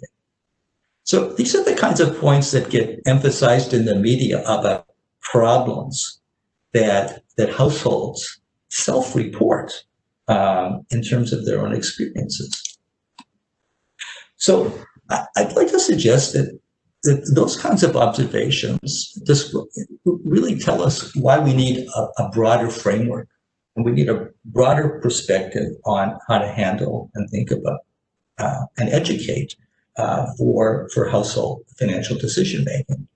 And that the elements that need to be included, this is not a complete list, but I think need more emphasis, are self-control, or the challenges of exercising self-control, budgeting, and habit-based heuristics. That what we do, the habits that we cultivate, are particularly critical because they are largely eventually get driven by the automatic decision system within us, the system one system. But of course, the path to developing new habits comes through system two, through thoughtful system. So if one looks at the the kinds of frameworks that Lusardi and Mitchell use, the theoretical framework, it's very neoclassical, perfectly rational behavior, very computationally demanding, and it's parameterized by stock of human capital. So human capital is built into the model in a very sterile way. It's sort of a number about how much you know.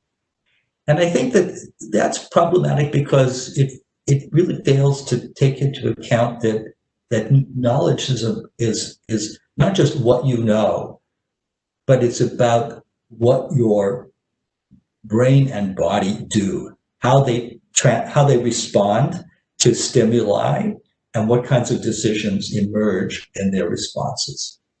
So I think that the value of this volume is that it really focuses on boundedly rational judgments and decisions. So I've been working on these kinds of issues for a very long time. So Richard Thaler and I, in the 1970s, began to work on this problem, and our first work was published in 1981, a paper called "Economic Theory of Self-Control," and we began that paper with this quote that you see in front of you, that for many years Christmas clubs paid no interest. So what's a Christmas club? A Christmas club is a program at a bank in which people make regular deposits, usually weekly, throughout the course of the year, and they cannot access what they deposit until December 1. So you save for 11 months, and the idea is that what you're saving for are your Christmas gifts, that what you're going to be spending in December on Christmas gifts. And what struck us about this program was that, anybody can save with a regular account. They don't need a separate account like a Christmas club. They certainly don't need in a neoclassical framework, they don't need a program that limits their ability to withdraw. And Christmas clubs for many years paid no interest, and savings accounts did. So you forego interest if you actually deposit your money into a Christmas club instead of a regular account. And so the fact that so many people voluntarily chose to participate in Christmas clubs, is saying something that's very important. It says that people need help in order to accomplish financial goals. And Christmas clubs are wonderful examples of habit-driven behavior that is purposeful. And it was offered, the market offered the opportunity to provide people with an opportunity to deal. So why wouldn't you be able to save for your money for yourself? Why did you need help? Because self-control issues are significant. The delay for gratification is strong, that people need some help in terms of achieving Christmas savings.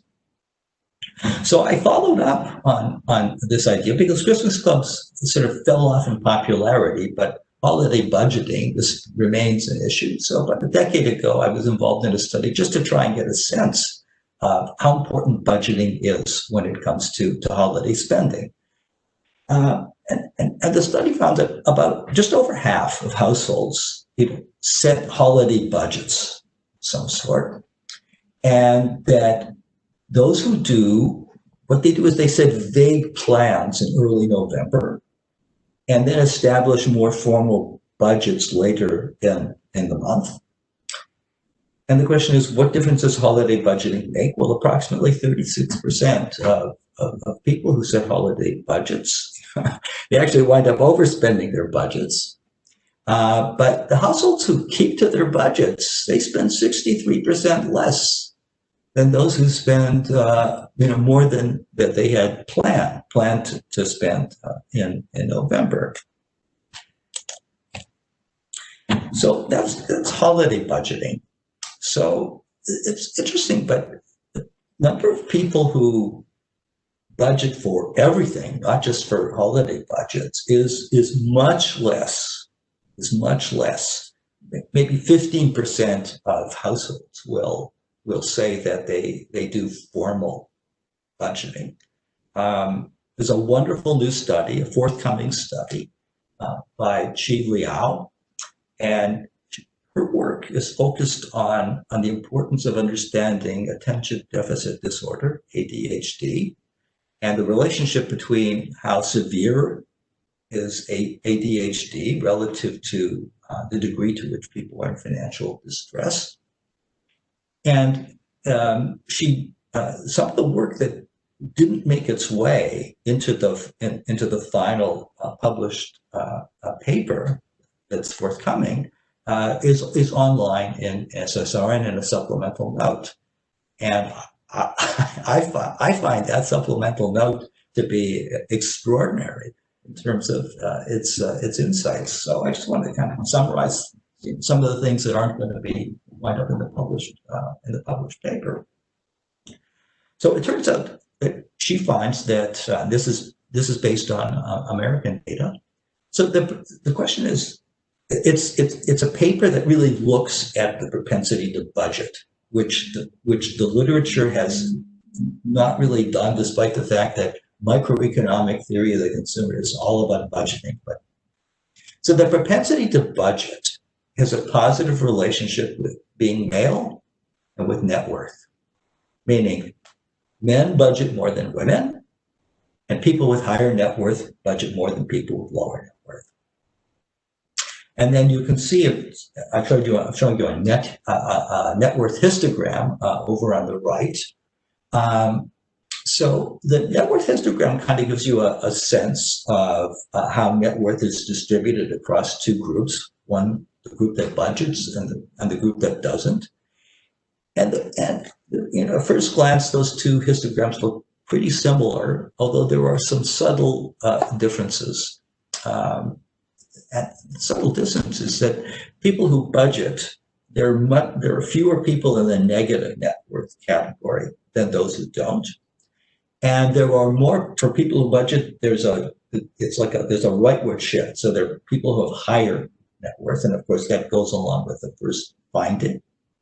So you get a sense that two things here. One is there is an impact, but the other is that it's not as strong. It's dwarfed by other features, and those who suffer from attention deficit disorder are less leveraged if they budget. So budgeting really helps you to take on less debt. So we know things from the financial literacy literature. We know how bad things are. 55% of Americans report that they spend amounts that are at or near their monthly incomes. So they pretty much don't save. 60% don't have emergency funds. And 25% of American households are engaged in high-cost non-bank borrowing. So income is important, and here's what we know from Liao's work about people with lower incomes. So they're more prone to not set aside emergency funds, but if they budget, they do. So budgeting really helps to get people to save more for a rainy day. They experience difficulty. This is lower income people who experience more difficulty paying bills. They delay buying things that are really important, necessities. They wind up short of money at the end of the month. They're late paying bills. They take on more debt. They have more accounts in collection. And they find themselves facing foreclosures, or bankruptcy. But again, better budgeting can help. So the last theme that I want to discuss is modeling things. Models to help us understand the implications of boosting and nudging. So I've really, for the last 40 years, I've tended to think in these terms, in modeling terms about these issues, that that we want to build models. The models I favor, let me put it this way, the models I favor for household decision making, have people have a choice set and they want to choose the best ecologically rational budget heuristics and associated consumption savings trajectories.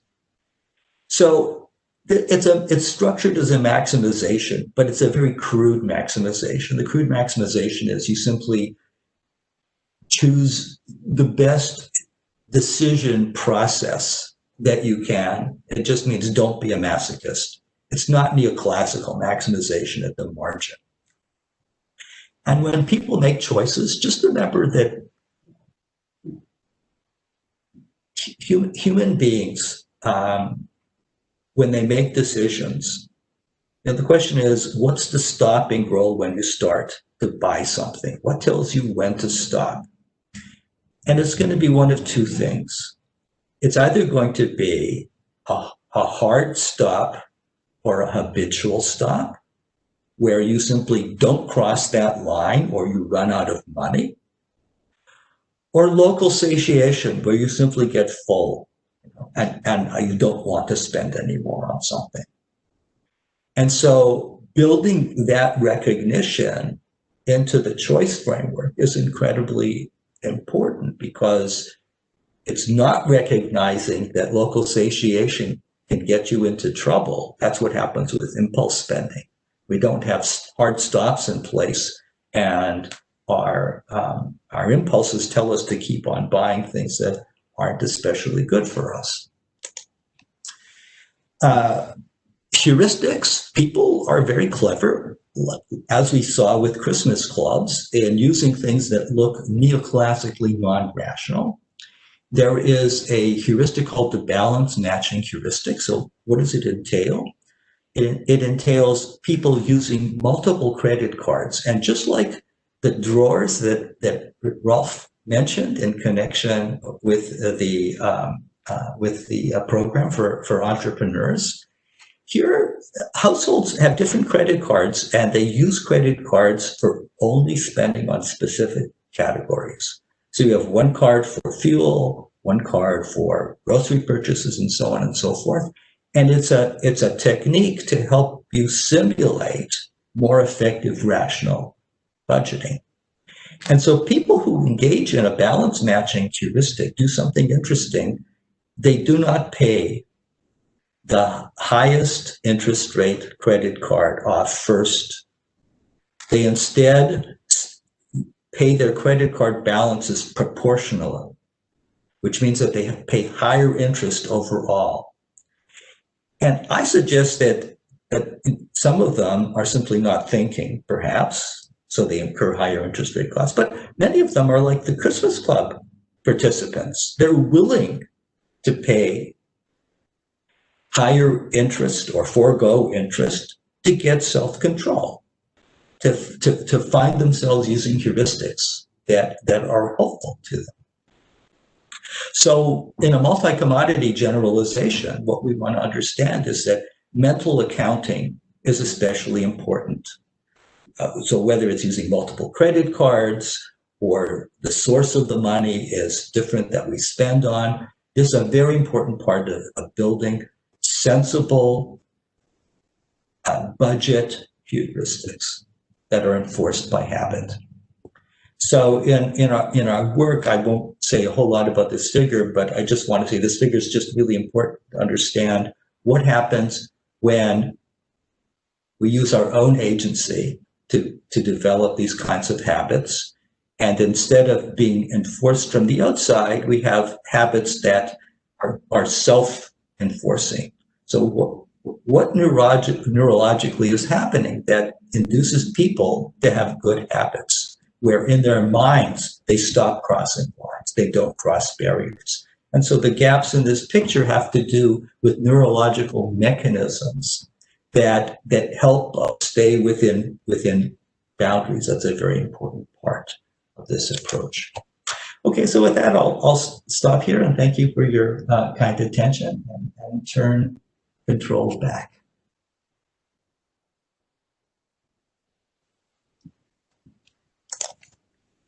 Thank you, Professor Schifrin. I hope you can hear me because I understand I have a very bad connection, so you might not hear me. So thank you to our keynote speaker, and I think now I give the floor to Shabna Musavi, who will coordinate the next session. Thank you, Umberto. Okay, it is great to be here and see so many lovely faces. I am especially privileged to be part of this BEFAIRLY initiative and involved in editing these books. And I feel very happy about following just my motivator and the person who brought me into behavioral finance, Herbert Simon, who has been a teacher, a gracious collaborator, and continues to amaze me in many ways in terms of the aspects and different angles that he takes on the matter. So let me share my screen first. Umberto, do I have? Yeah, I do. Okay.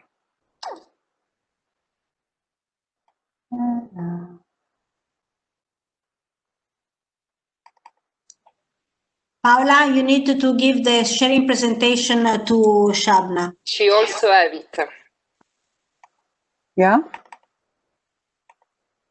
Okay, show my version, change camera setting.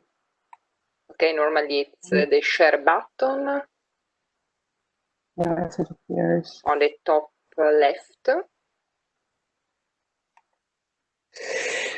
I had it yesterday, but it just somehow doesn't come up today.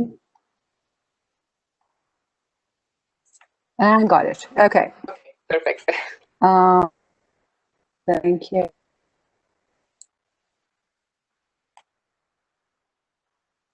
Okay. Are we good? See my slides. Yes, perfectly. Yes, excellent. Shabna. So, Shabna, we see the presenter's view. You may want to go back to the regular view of the slides. Which is swap display. This one? No, it's good. Yes. Okay, thank you, Ralph.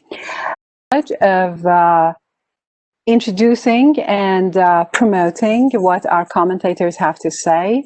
Being a member of this group to work on how people actually get engaged in their financial decisions have been first structured by Ricardo. Ricardo is a true Renaissance intellectual, and that's what makes his companionship so pleasant. In this privileged position that he put me, and my Italian friends Umberto and Barbara welcomed me, and then Nadia and others, I have become more and more Italian by day, appreciating the ways in which in the real world, those who are making the structures can actually help people. And this is what BEFAIRLY is about. So it brings academia and regulators together, but trying to think about people instead of just giving them prescriptions. I want to thank the Museum of Saving that is hosting our seminar today, and of course, Herbert Simon Society, the Secretary Ricardo, and appreciate the presence of our Vice President, Herbert Simon. So BEFAIRLY was established in 2017, nearly 3 years ago. The idea was to bring people together from industry, from academia, and from the government, and feed them really well.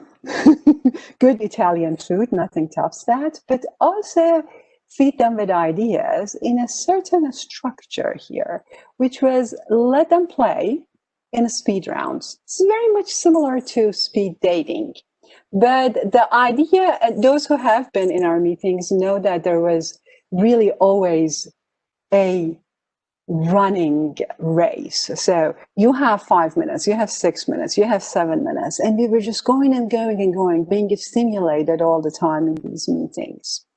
The goal, however, was always in the center: do good by being fair. And that's where the name of this initiative came from. So we asked all sorts of questions. How can we do this? What should be done? What has been done?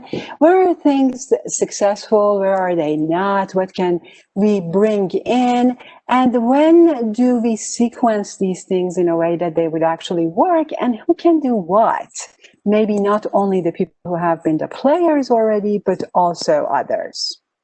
So the motto is some sort of this: make, dream, repeat. But make and dream all together, and they kind of work. One of them becomes smaller, the other one big, and it goes on, and then we repeat. So we have some written outcomes. And amazingly, I would say, if I may, in less than 3 years, 2 books, which have had 2 different focuses.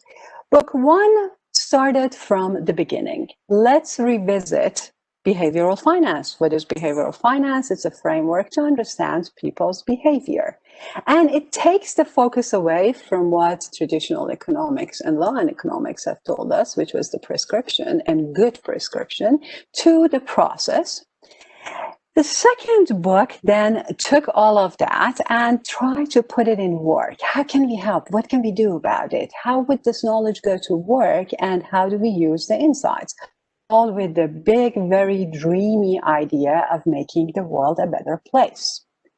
So I want to speak to economists mainly, or in the language of economists here.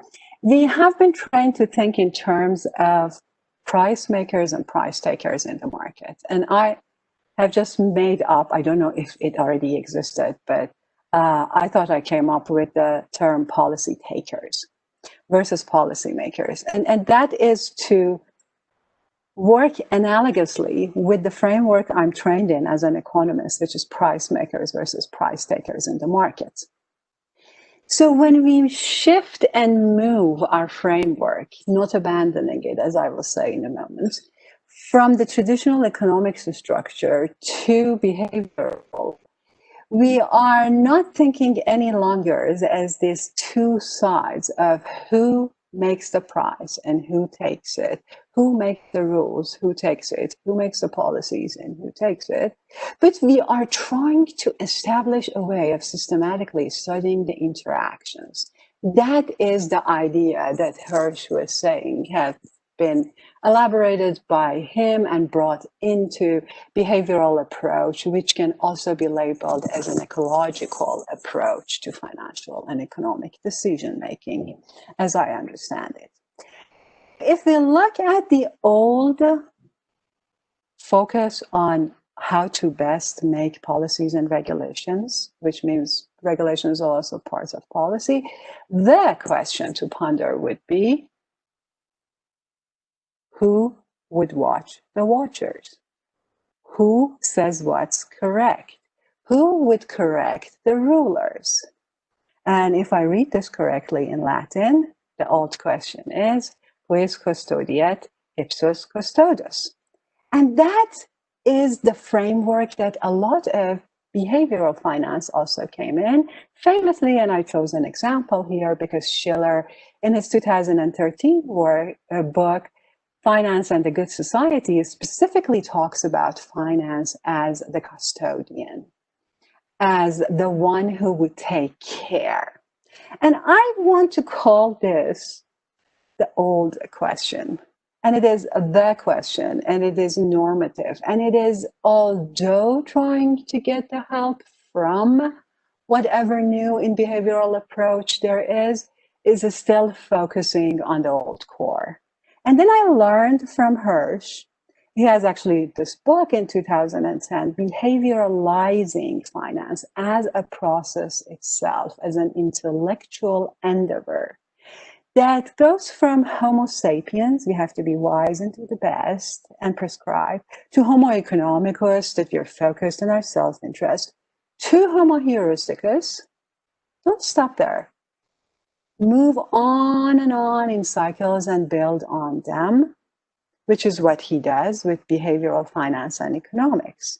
And then education, which is the focus of the book that we are introducing today and we are promoting today, would speak to all three, not to one or the other. So there will be more than one question, and the focus will move away, but it does not throw away anything. It just uses the best of everything. It combines rigor and humility. Intellectual humility plays a very big role in listening, absorbing, and then utilizing whatever insight there is, and also a certain level of curiosity to go beyond whatever convenient and comfortable corner we have that we can claim to be masters of and that we can speak from the seat of authority from. So the general question here would be, what works? Let me find it. Let me put it to work. Let me use it for the betterment of society and people. The comments that we have on financial education and risk literacy today, I see them in three ways. So Barbara will zoom out. I had the privilege of tagging along with her in the chapter in this second book, going beyond the discipline of economics and finance and looking into the rules and structures versus learning abilities, one from the mathematical and formal side, the other more from cognitive, psychological, softer side. And moving even beyond that to what she suggested can be called cultural finance. Then we have a zoom in, which comes from Nadia. Nadia, as you know, it has been a pleasure to know her since 2017. She is committed to really, really, really make life better for her people and to be curious all the time with an extreme level of admirable humbleness, looking for whatever can be put into place, into regulations, under the entire play out and show in the fundamentals of the regulations of the society that would make the environment safer for people. She will tell us about financial education cycles and what she would label as secular trends and cyclical trends. And finally, as I said, it has always amazed me how Ricardo plays this so well by bringing people together and thinking about the next step. So this role today will be well put on Henrietta. Henrietta zooms forward. She talks to us about what she has learned through her several positions and work engagements in financial decision making, both at the policymaker and policy taker levels, to tell us that there is a very complex relationship. And what we heard already will be emphasized in terms of evidence that she will give us. Where and how would teaching people help them, and what else can be put to place? But not only that, she gives us guideline as to how BEFAIRLY can move forward with including more insightful, experience-based questions in the surveys and investigations and curiosities that we are pursuing in order to collect better data and develop insight on aspects that we might have not tackled yet. She would talk to us about what good and effective rule-making means. So I have learned from my daughter that it is very important to have traditions. She loves them, and it makes events memorable. Therefore, for the third time, at the end of my presentation, I want to end with this Italian adage, il meglio è nemico del bene, which to my thinking actually represents bounded rationality. What we seek, as you will see in the commentaries to come, is based on the idea that we are not looking for the best. We don't claim to prescribe the best. In fact, in the world, as we have seen, especially in the past few months, there is no time to actually firm up what is the best and then seek it, but we want to do good. And how to do it can be done by people who want to dedicate their effort and thinking and good wishes, and also their skills to it. So with that, I am going to, from now on, introduce in order our speakers. The first speaker, would you pass, Paolo, the blue circle to Barbara? Yes, of course. Please, Barbara. Barbara Alemany is a professor of financial markets. She is at the University of Genoa and also professor of banking and insurance at SDA Bocconi. She works on financial markets and financial innovation, among other interests that she has, a member of ESMA, Securities and Markets Stakeholder Commission. She's, of course, a member of the steering committee of BEFAIRLY. I have the pleasure of being a colleague of her in that capacity. And she has been involved in the European-wide cost project, FinTech and Artificial Intelligence. Please, Barbara. Thank you, Shabman.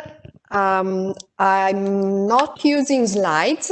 I'm probably the first one today, but I'll try to be short, hopefully effective.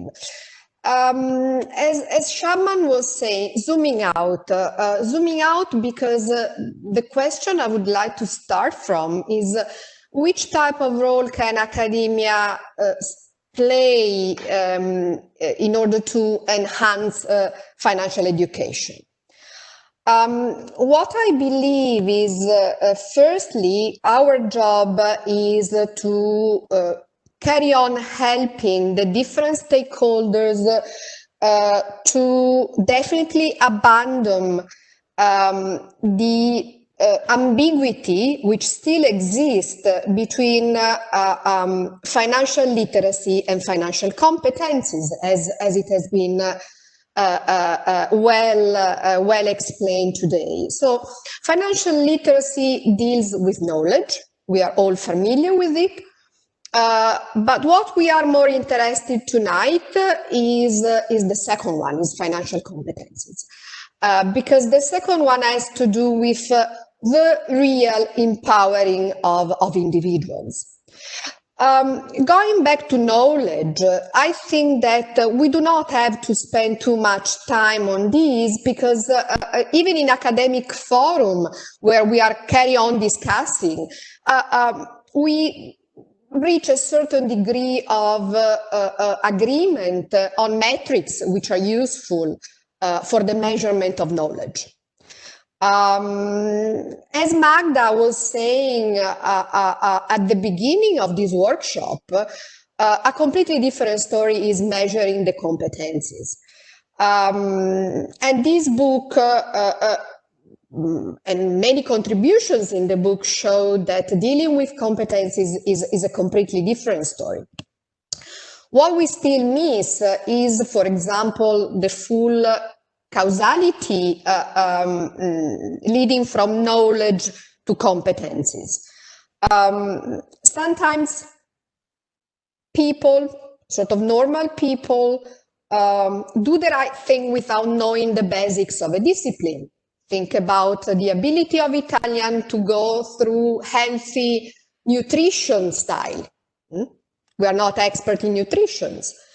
On the other side, what we can observe are toxic behaviors among highly educated and knowledgeable individuals.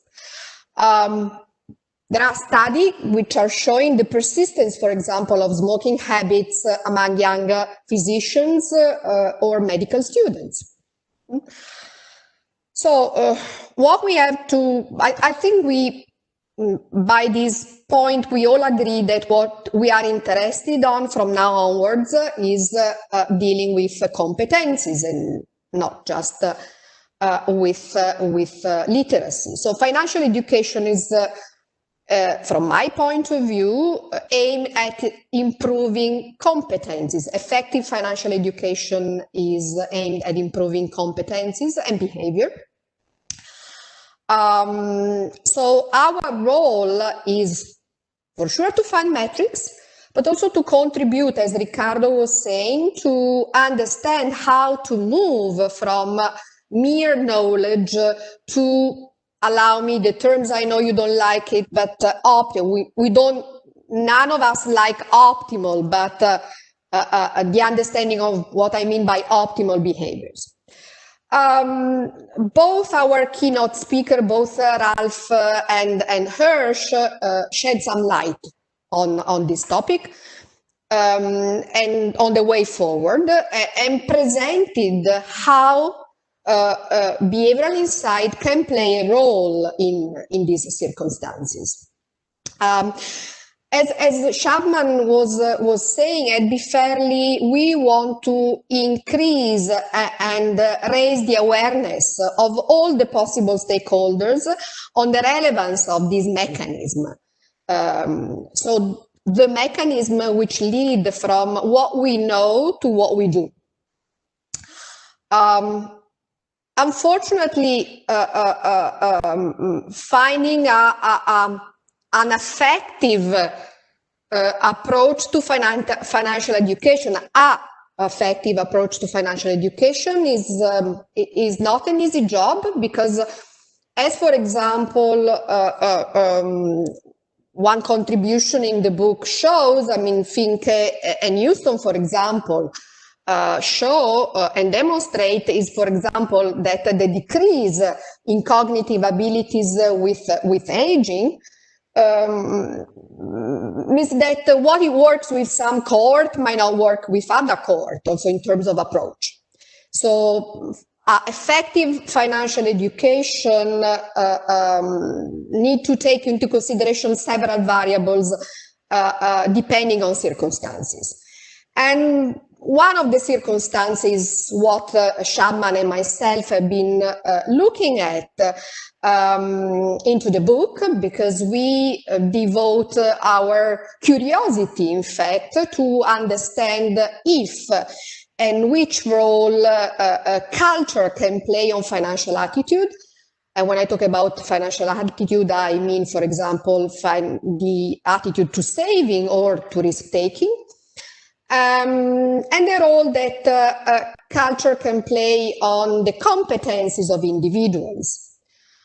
Financial knowledge is costly to acquire, and individuals choose to invest in it in order to make better financial decisions to the degree that their environmental conditions, such as national culture, allows or imposes.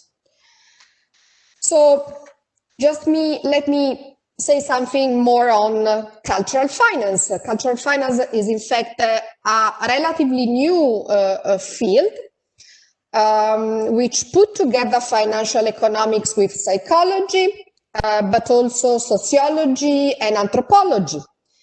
To some extent, it can be viewed as a branch of behavioral economics, expanding it in new directions. What we learn is what it works in one society to enhance competencies might not be exported somewhere else. This is at a time a bad and good news, because a big effort that we are normally making, and we are during the month of financial education, showing that, for example, organizations such as the OECD or IOSCO are trying, in fact, to gather experiences and draw best practices. Now, thanks to cultural finance, we are able somehow to discriminate between universal and culture-specific components, and that might help to customize what and when necessary in financial education. And I conclude. Thank you, Barbara. Would you pass Paula to Nadia so she can bring up her presentation? Yes, Nadia, thank you. Yes, Nadia Lenciano is head of the Economic Studies Unit at Research Department of Italian Securities Regulator. She does research in behavioral economics, behavioral finance, financial economics, law and economics, and financial education. And her current project is FinTech and Robo-Advice Trends and Perspectives. Thank you very much, Shabnam. Can you see my presentation? Yes, Nadia, perfectly. Yes. Okay, thank you very much. Actually, it's a very short presentation, and since most have been already said by the previous in the previous very interesting speech, I will try to be very brief. Pointing out, first of all, my thanks to the organizers of this workshop, who are also the editors of a very insightful book, and I want also to thank all the authors who brought together several reflections relevant to what I like to call the financial education cycle.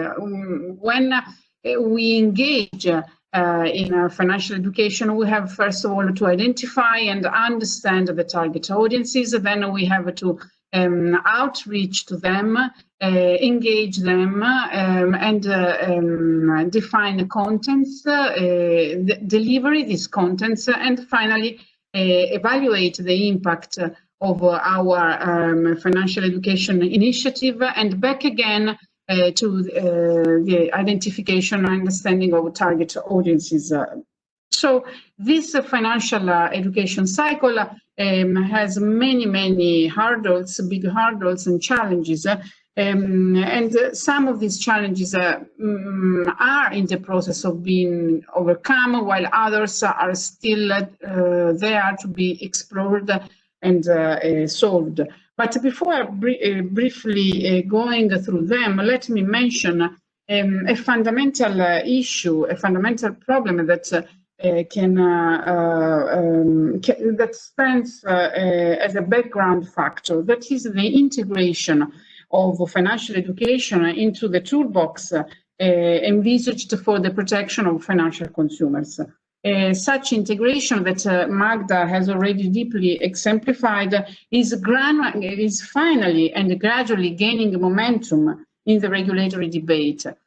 So in ESMA, for instance, a retail risk indicator working group has been set with the explicit mandate to identify retail risk indicators, metrics which can work as a warning to financial regulators and financial supervisors.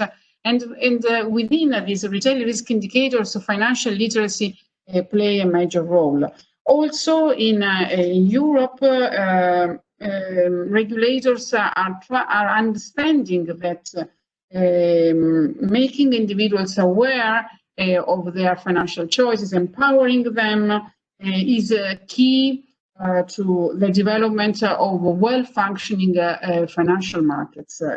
So I want to just mention the latest recommendation of the high-level group on the Capital Markets Union in Europe, who finally acknowledged financial education and financial skills as a priority.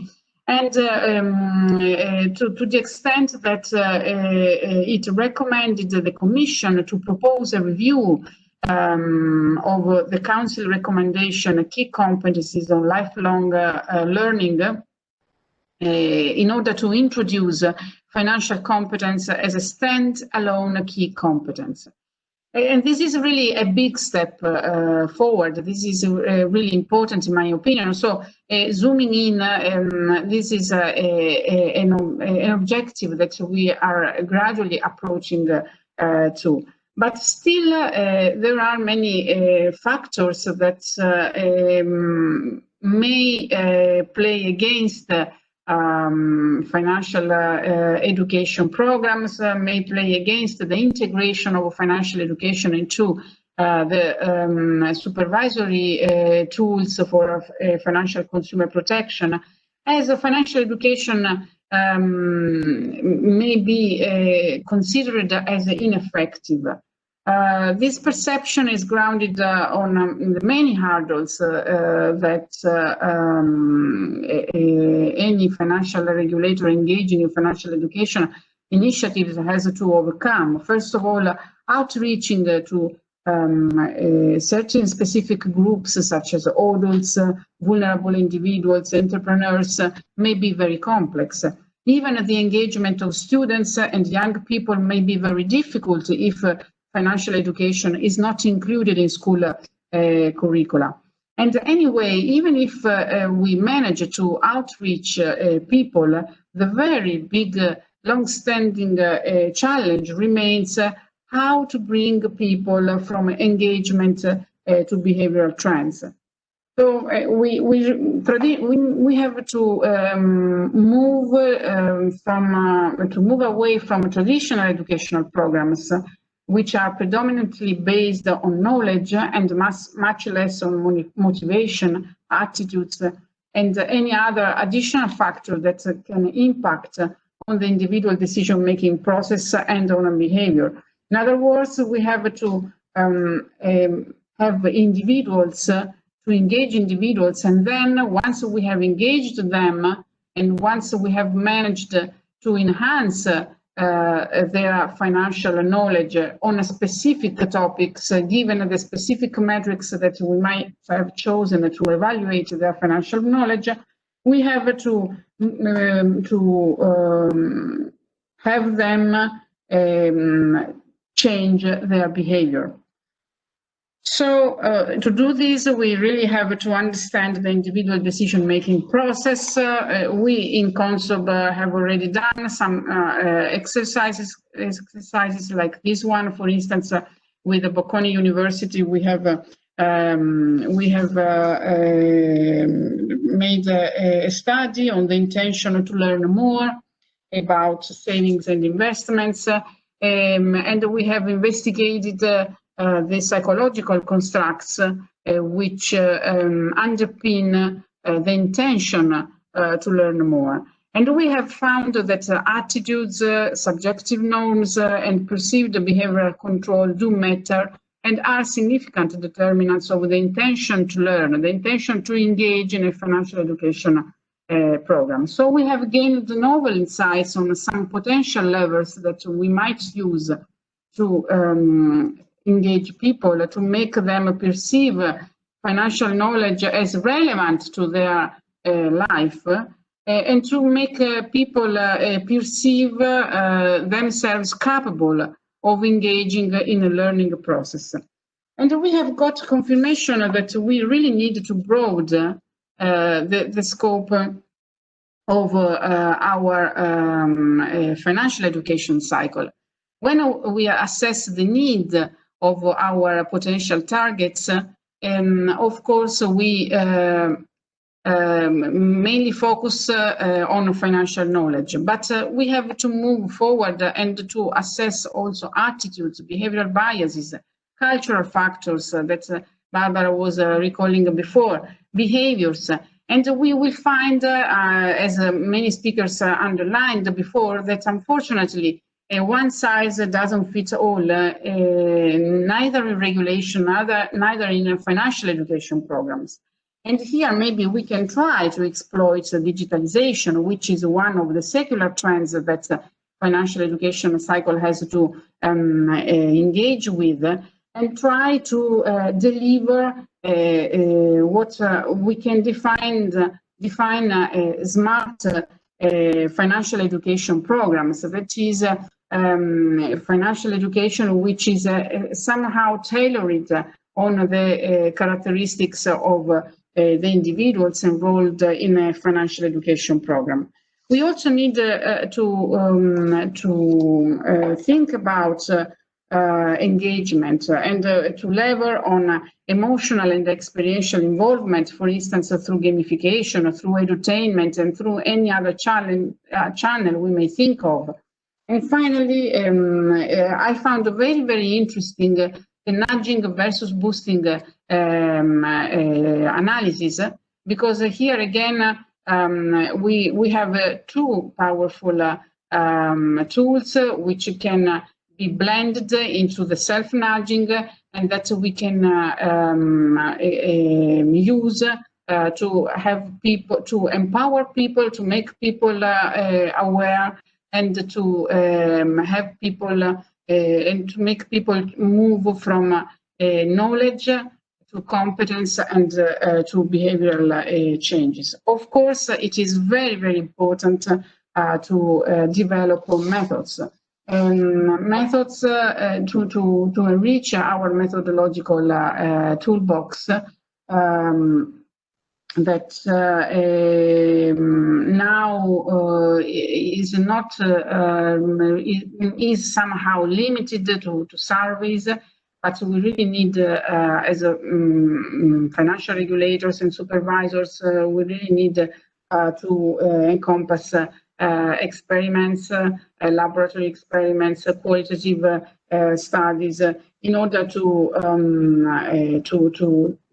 get a much more valuable evidence, which may help us to define more effective financial education programs. Thank you very much for your attention. Thank you, Nadia. Paula, could you please pass to Henrietta? Henrietta is a full professor at Herbert University. Her research is in behavioral finance, and she serves on many boards, including Foundation for Auditing Research, Advising Board of Volksbank. She's the member of Dutch Senate until 2019, and Scientific Council for Government Policy in the Netherlands from 2009 to 2011. Also, she was from 2008 to 2013 on the top 100 list of most influential people in the Netherlands. And I'm sure after that, she went on to be the top person in Netherlands. So she's going to tell us what can we learn from her experience and expertise, and how can we take this initiative further. Please take it away.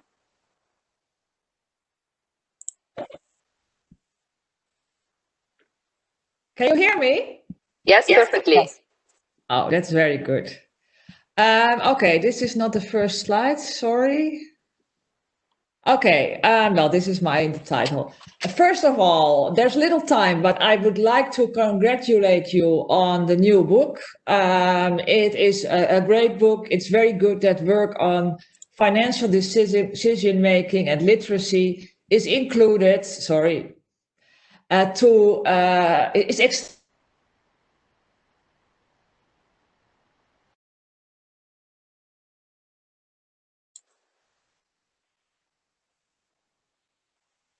I think there's a problem in the connection of broadcast. Financial education, okay, now it's fine. Risk literacy, a little bit in perspective. She says, if you are rich, you are not that responsible to take care for a number of things in your life.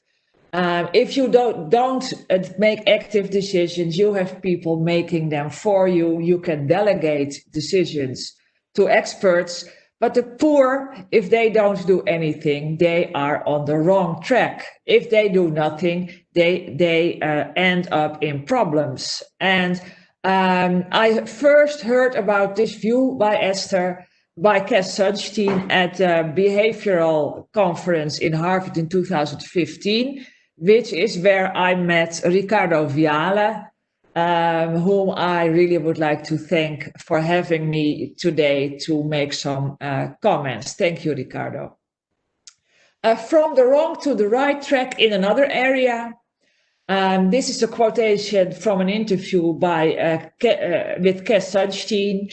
You see him here laughing with Obama. Why? Well, in the US, there was the system that if poor children from poor families were eligible for free meals at school, their parents actively had to apply for that. And Kes Sunstein proposed to change that into, he said, we at the government know which children are eligible. So why don't we just provide them with the free meals instead of waiting for their parents to apply? And millions of children, thanks to this change in the default, received free meals. Here are some suggestions of self-control helps, but putting people on the right track when it comes to decisions that you tend to delay. And of course, Professor Schäfrin was at the start of the self-control model, etc. But I haven't seen these commitment mechanisms in practice having been applied by employers or by banks. You could say at the start of the year, the first week of January, if we don't hear from you, we will automatically put X% of your salary or the whole of your year gratification or your vacation allowance, sorry for the typo, to your savings account. And if you don't want this, send us an email. Another commitment mechanism, and that is something a PhD of mine put into practice in experiments in the field of exercise. People who wanted to exercise more, but couldn't bring themselves to it without any commitment mechanism.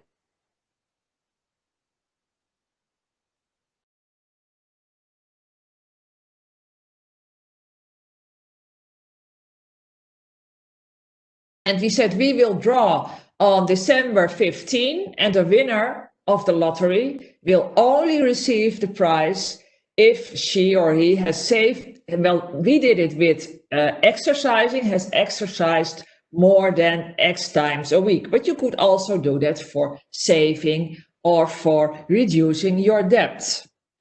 So here is my PhD, and you see with whom he is here. He is here with Kes Sunstein. We invited Kes. And this is one of his papers jointly with colleagues, including myself. This lottery was effective. The people who participated exercised more. Back to the book and back to financial education. I'm in Italy right now. I'm in Puglia, where I have a second house. And I wanted to warn people in the audience, because I often see when it comes to financial literacy that causality and correlation are mixed up. And why these two pictures? Well, many Italians, if not most Italians, eat pasta. And you see here, and Nadia will recognize it, ciccherie e tria. It's a Puglian dish, which I like very much. And also most, or if not all, Italians are Catholic. And at the other picture is of the cathedral in the village where I have my home, in Oria, in Puglia. So most Italians eat pasta, most Italians are Catholic. That's a correlation. But you don't become Catholic from eating pasta. So if you find a correlation between literacy and behavior, it could be due to a third factor. And I think that in this book, there are many contributions paying attention to those third factors.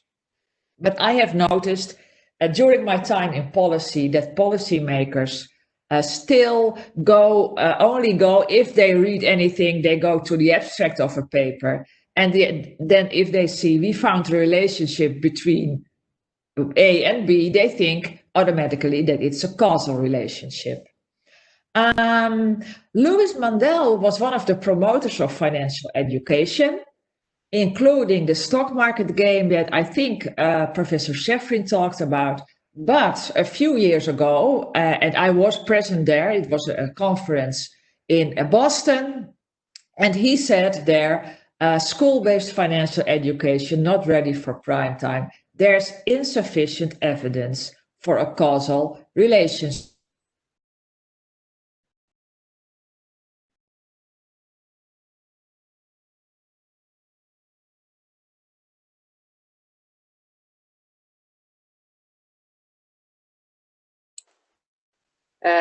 Henrietta, there's a problem with your connection. Maybe that. Okay, now it's fine. Okay. Yeah. Yeah, we lost you the last minute. Okay. Let me skip these things then. These are suggestions for the author, which I will send to them. Here you see a quote, OECD INFI policy guidance on addressing women's and girls' needs for financial awareness and education. I hate this quote. You see that I'm really struck by it, because I think it's very, how do you say it, debilitating of women and girls. And I think there are other aspects that we should take into account. This is the cover of a book of Alberto Alesina, who passed away a few months ago, a great economist, and he wrote a book about the Italian wealth, the true wealth of the Italians. And what is the offshoot of this book? That is that in Italy you still have a lot of household production, much more than in other countries. So if you are very good at household production, that can save you a lot of money, or put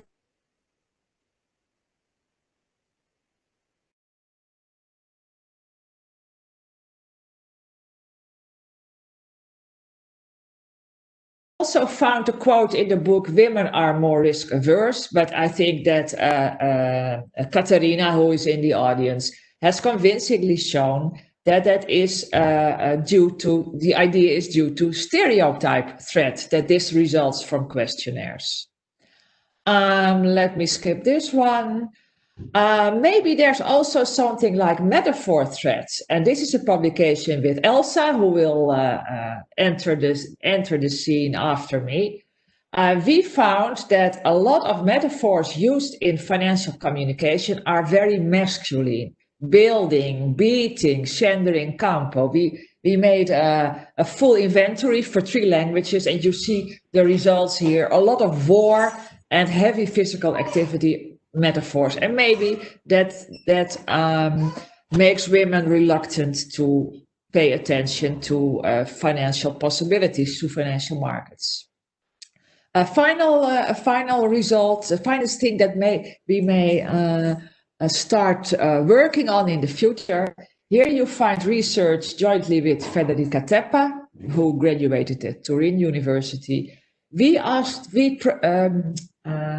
gave people a projected pension income equal to 50% of their current income. And we asked them, do you think this income will be sufficient or not? But we used 2 different quantitative frames, a euro amount and the amount as a percentage of their current income. And what you see is that the fraction of people saying it is insufficient is significantly higher in the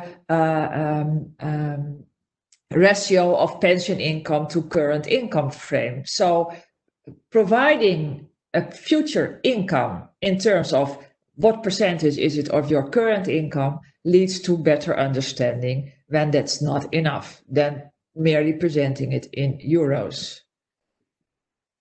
What I have discovered that is often disregarded, neglected, when it comes to making debts and payment problems with younger people, That is the fact that how you can pay influences what you buy and how much you spend. The more virtual the payment system is, the more system one has the power over system two. And that doesn't go away with education and information. And I would like to challenge the banking industry and perhaps retailers to look for solutions, not by going back to cash, the cash era, but by using this fact to help people budget. Conclusion, there's still a lot to learn, and this project really helps. Thank you. Thank you so much, Henrietta. Our closing remarks will come from Elsa Fornero, who is the real-world policymaker.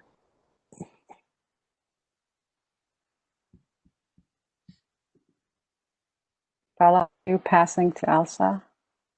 I'm going to pass now. Let me see. I should. Sorry. It's not important because Professor Fornero will not share slides. So, Professor Fornero, you can speak if you want. Yes, I want to unmute. Do you see me? Okay, starting video. Yes. Yes, it's perfect. We see you. Okay, good. And you hear me? So yes. It's quite late, and maybe although the webinar was very, very interesting, I think we are all a bit tired. So I want to start by reassuring you that I will not go for a kind of summary of all that has been said, and even less, of course, of the book. I want also to thank the host, Giovanna Palladino, and Riccardo Viale for inviting me, and to praise the editors and the authors of the book, which I haven't read yet, but have gone through. And also from today's seminar, I can appreciate how rich the book is, and how many perspectives are included.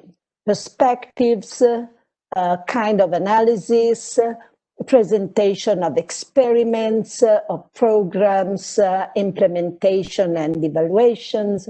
And so there is really, as they say, food for thought.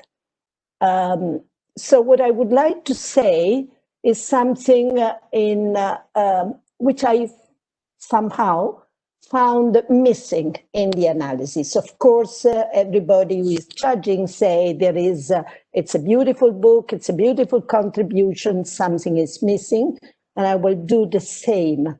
Also drawing from my own experience as a policymaker in my own country, because I was in a government that was called technocratic, whatever it means, and in a very, very difficult period of the country.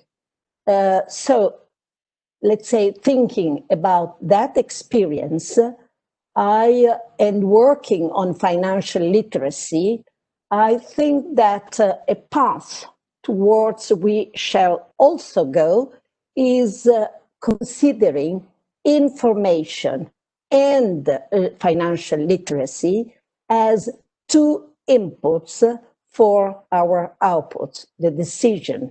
Of course, nudging, boosting, you can put many more inputs, but information is essential because we are talking of literacy, and literacy is really about the basic concept. And when you consider literacy, it's not enough if they provide you with wrong or anyway distorted information. And information can come from official source, and we believe that official sources provide transparent and possibly complete or almost complete information. But then there are all the sources of information, today's so many of them, and it is very difficult to to know where people get their information. And if people are not properly informed, then they can take the wrong decision, even if they have financial literacy. And this is a very important point that I would like to see analyzed. Okay. The second thing which I consider is perhaps missing, not in the book maybe, but let's say it's starting to be analyzed. Because we now consider financial literacy an essential element together with other elements. I'm not insisting that is the only one, certainly not, but let's say an essential ingredient in decision making. Okay. And we are considering this in a very microeconomic perspective from the individual point of view. So the individual has some knowledge, transform the knowledge in skills, transform the skills in a more sound decision, and that is the magic of it. Very good. But, and we say that this increase people wellness, and so everything is very good. But there are also social, let's say, outcomes which have somehow been neglected. And I want to allude in particular to political choices, because we all are, well, hope, workers, consumers, savers, with the perspective of a pension benefit, whatever. But we are also engaged in our democratic life. And I think that financial literacy is essential now as an ingredient for a better democracy. I say this after Europe has gone, but not only Europe, if I may say, has gone through a massive populistic politics, which is exactly based on people ignorance in many aspects, but certainly in financial and economic fields. So I just, this is something which I have experienced because it was very difficult to, let's say, tell, to communicate the pension reform. And I was convinced that the direction of the reform was good. And I was convinced, and it was not only me, well, Parliament approved the reform. International institutions said the reform was needed, and it was certainly not perfect. Nothing is perfect in individual decision and in policy making. But certainly one say, okay, this is the step that we should, these are the steps that we should take. But it was very, very difficult to communicate this to the people. Also because there was a lot of noisy information telling people, not transparently informing people, but telling what was in the interests of, let's say, the politicians who were supporting these campaign. So starting from this personal experience, I said, I would like to give some scientific basis to this. And I started with a colleague here in Turin from a very disturbing quote of Jean-Claude Juncker. He said once, when before he was the president of the European Commission, he said, we all know what has to be done. what we don't know is how to be re-elected once we have done it. I said that, to me, the quote is disturbing. Why? Because it implies a clear dichotomy. The we who know and the poor the people who don't know. So if this is the situation, one thing is just inform correctly them. Give them the basis to understand what the policy is doing in terms, for example, of economic reforms. So we started from this.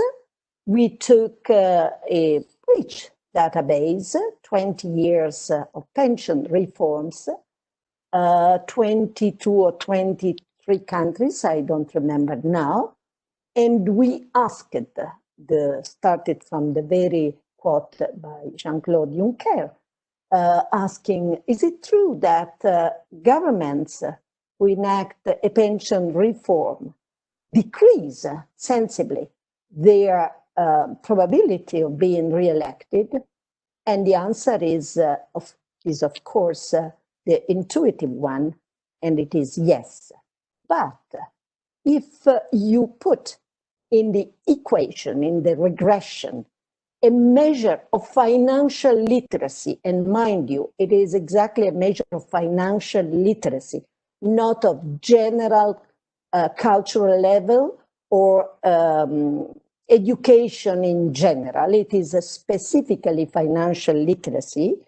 If we do this, then the probability of being re-elected decreases significantly less. Okay, I'm not Henriette, I'm not saying that this is causation, but I think it's a very strong correlation that we have. And it is, to me, quite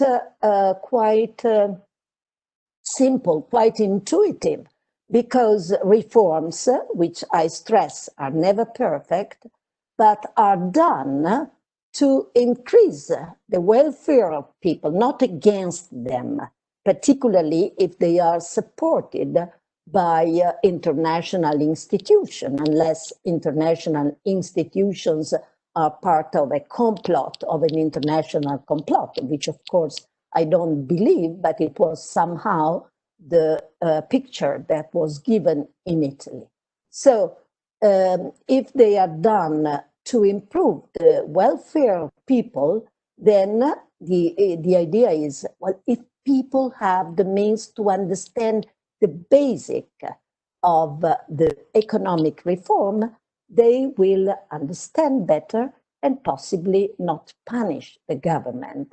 And that is what, in my view, can improve the democracy, the outcome of our democracy.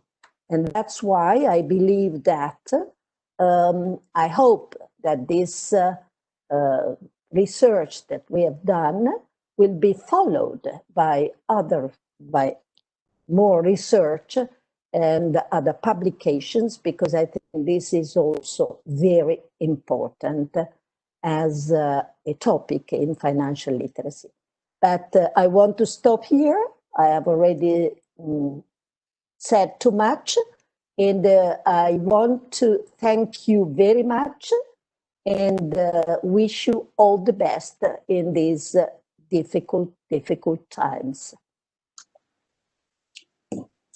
Thanks a lot, Elsa. Thanks a lot. Very, very interesting intervention. Thank you. Thank you. So he's going to terminate the meeting, Paola. Thanks, Elsa. Okay. Yes. You put us in a reality frame. May I just say a word? May I just say, I think what Professor Fornero said is, I have only the word in Italian, which is sacrosanto, which means it's absolutely true. And I mean, the second part of her speech, I mean, was more general, but I think in the first part, she gave us a very inspiring, though very tough, I mean, for going on, because we are biasing, we are talking about, I mean, finding the way to have people to, I mean, have better tools and procedure of judgment, but it's absolutely true that the input is biased. So the biasing the information is fundamental, although as De Gaulle said, vaste programme, because it's very tough, but it's absolutely necessary. So thank you, Professor Fornero. Thank you all. Okay, Your I think work. there are no questions coming from the audience. If there are, please send them to the host. But I don't see questions, so I think we can communicate that the slides which were shown today will be available on the Herbert Simon Society website, as well as the registration of the meeting. Okay. Thanks Bye. a lot. Thanks to to everyone. Stay safe. Stay safe. Bye. Thank you. Bye-bye. Thank you very much. Bye. Bye. Bye. Bye.